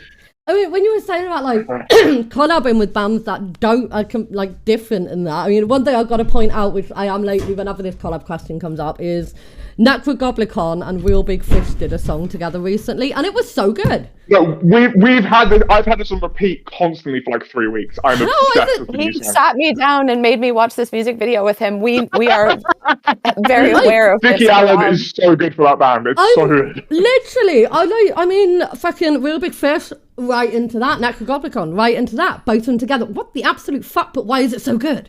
Like, you never know, you know. I always wonder, like, I wonder if anything will ever come from these collab goals and stuff. I believe Mr. Nobody has just come back in the door, so excuse him in the background. You can come in. That or someone else has just walked into the house, so I'm telling him feel free to come and fucking rob us. Let's hope not. Heard him come in the house. I didn't hear him go up the stairs. I'm worried. I'm hoping it's not just trying to hide behind the door there. Maybe he knows you're alive. Yeah. He does know, but he also knows he can walk behind in the background. He's not very noisy. I'm the worst. I walk in on his shows, I'm just dancing in the background. Basically, other question, well, not really a question, more of a for you guys. Is there anything? I mean, I'm going to kind of ask it as well. You said a new album coming up. I'm hoping that's going to come up in the anything coming up, and anything you guys want to bring up. I mean, the album is a long way away still. Oh, yes. Like a year-ish, a little bit more. Well, it's not recorded yet. Be patient. Like the album just came out in September. It's only just 6 months since the album came out. Well, I'm sorry, but stop being so fucking good then. I read something online that I now think about all the time, and I wish I could remember who said this so I could properly attribute this quote. But they said, you have your entire life to release your first album and 5 minutes to release your second. And I was just like, anything. Why does it feel like that? Even though we are already playing a new song live. Like, come on, we are giving you lots. Yeah. I mean, even though like we're not a big band, people aren't like, you know, breaking down our door for new things yet, especially because our sets are already like 40 minutes with only 5 songs. I'm desperate for new music, but also like, you know, you're not like living off of just a band, I assume. You got like other things you're doing in life, stuff like that. So that's why we're living off chaos and we make no money on it. Don't worry. But yeah, I'd say I am a very average graphic designer.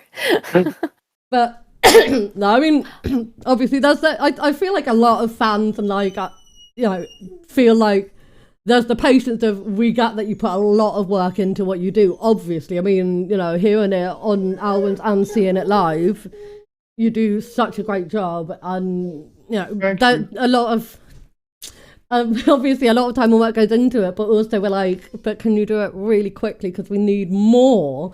Because it's just so good. If someone would like to pay our salaries, yeah. I mean, I'd love to, but I mean, apparently they're cutting all the benefits, so I'll just die in a ditch, apparently. I'll give you everything. Bring out an album, but get me, like, a portable CD player so I can listen to it while I'm living on the streets. Oh.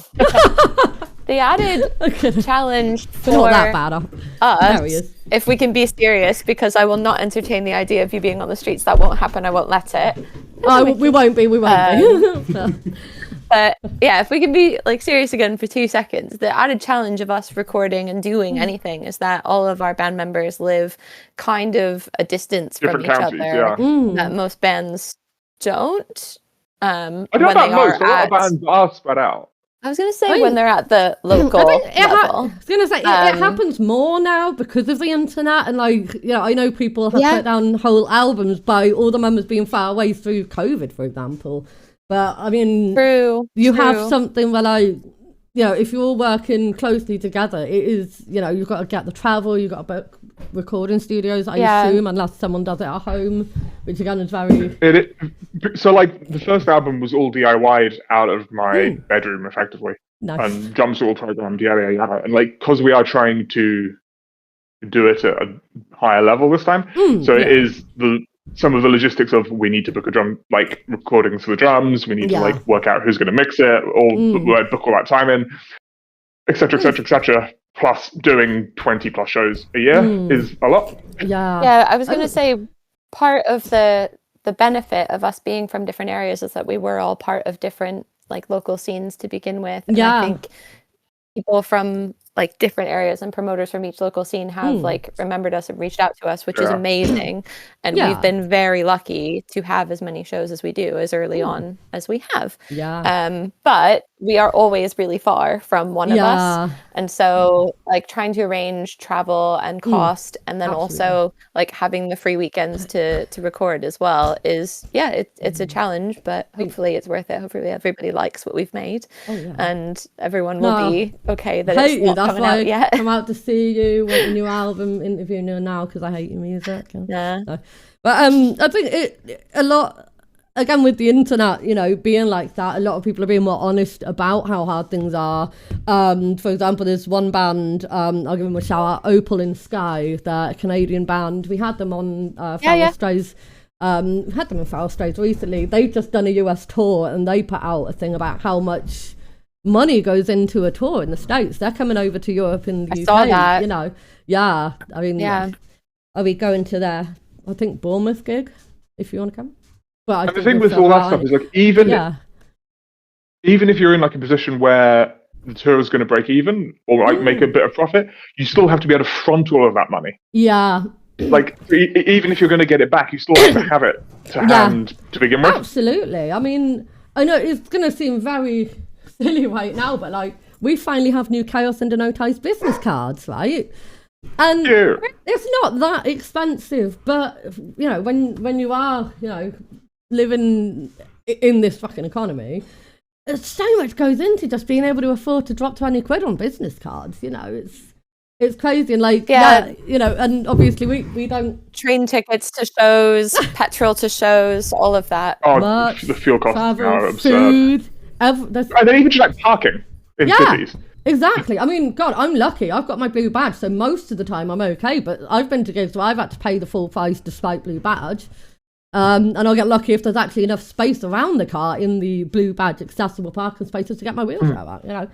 But I mean, there's a lot of costs people don't realise go into it, and it's, you know, you do what you can, and again, that's what Chaos is about as well. It's like I guess we don't know how we're gonna get out there, so we interview the bands that we love, and we try and get you guys out there more. And you know, I think that's one of the things I love most about Chaos as well. Is like we put everything in, like we don't make any fucking money. We're not even like ad revenue point or anything like that, but we just love what we do and we want to help other bands get out there. Yeah, I mean we started, I think officially we started in August. It was over the summer. Bloodstock weekend. Oh, that was a stressful time. I mean, it's not stressful, but I mean it's, you know, it's incredible what the metal scene, especially the music scene here, is like. I mean, we thought, oh God, what are we going to do? Are we even going to bother? And everyone's just, you know, been so supportive as well. It's like, again, we know areas, people in the music scene from different areas as well in Chaos. So again, that's like, you know, people and they pass it on to other people. And I think that's a really beautiful, lovely thing about the UK metal and alternative scene is people are very much happy to work with each other and like build each other up. So I do think time people we'll want be to making pay it forward, and I do think people want to build the scene rather than gatekeep. Absolutely. That's help. I mean, sometimes gatekeeping is necessary, but not often. I think I was going to come up with something bands, that needed gatekeeping. I can't remember what I was going to say now, so no, fuck gatekeeping. But what you were saying, just backtracking slightly about like having the money to like put into stuff, like for business cards and stuff, is a conversation that comes up a lot, often enough with people who are like, have you got vinyl? And I'm like, no, because like we need $2,000 to get it made.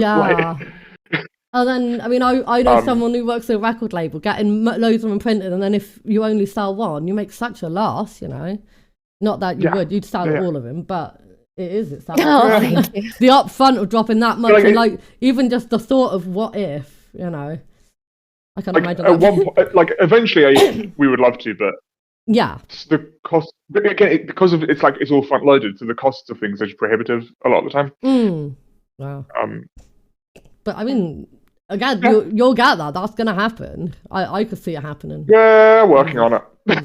Thank you. I do it for you, but apparently not something you can just DIY, is it? Not quite. No, sorry, you're asking what else we have coming up. We have our first tour in May. 8 weeks, 7 weeks time. We're not on tour for 7 weeks. That's how long it is between now and the tour. Just to clarify. Jesus. That's what I said.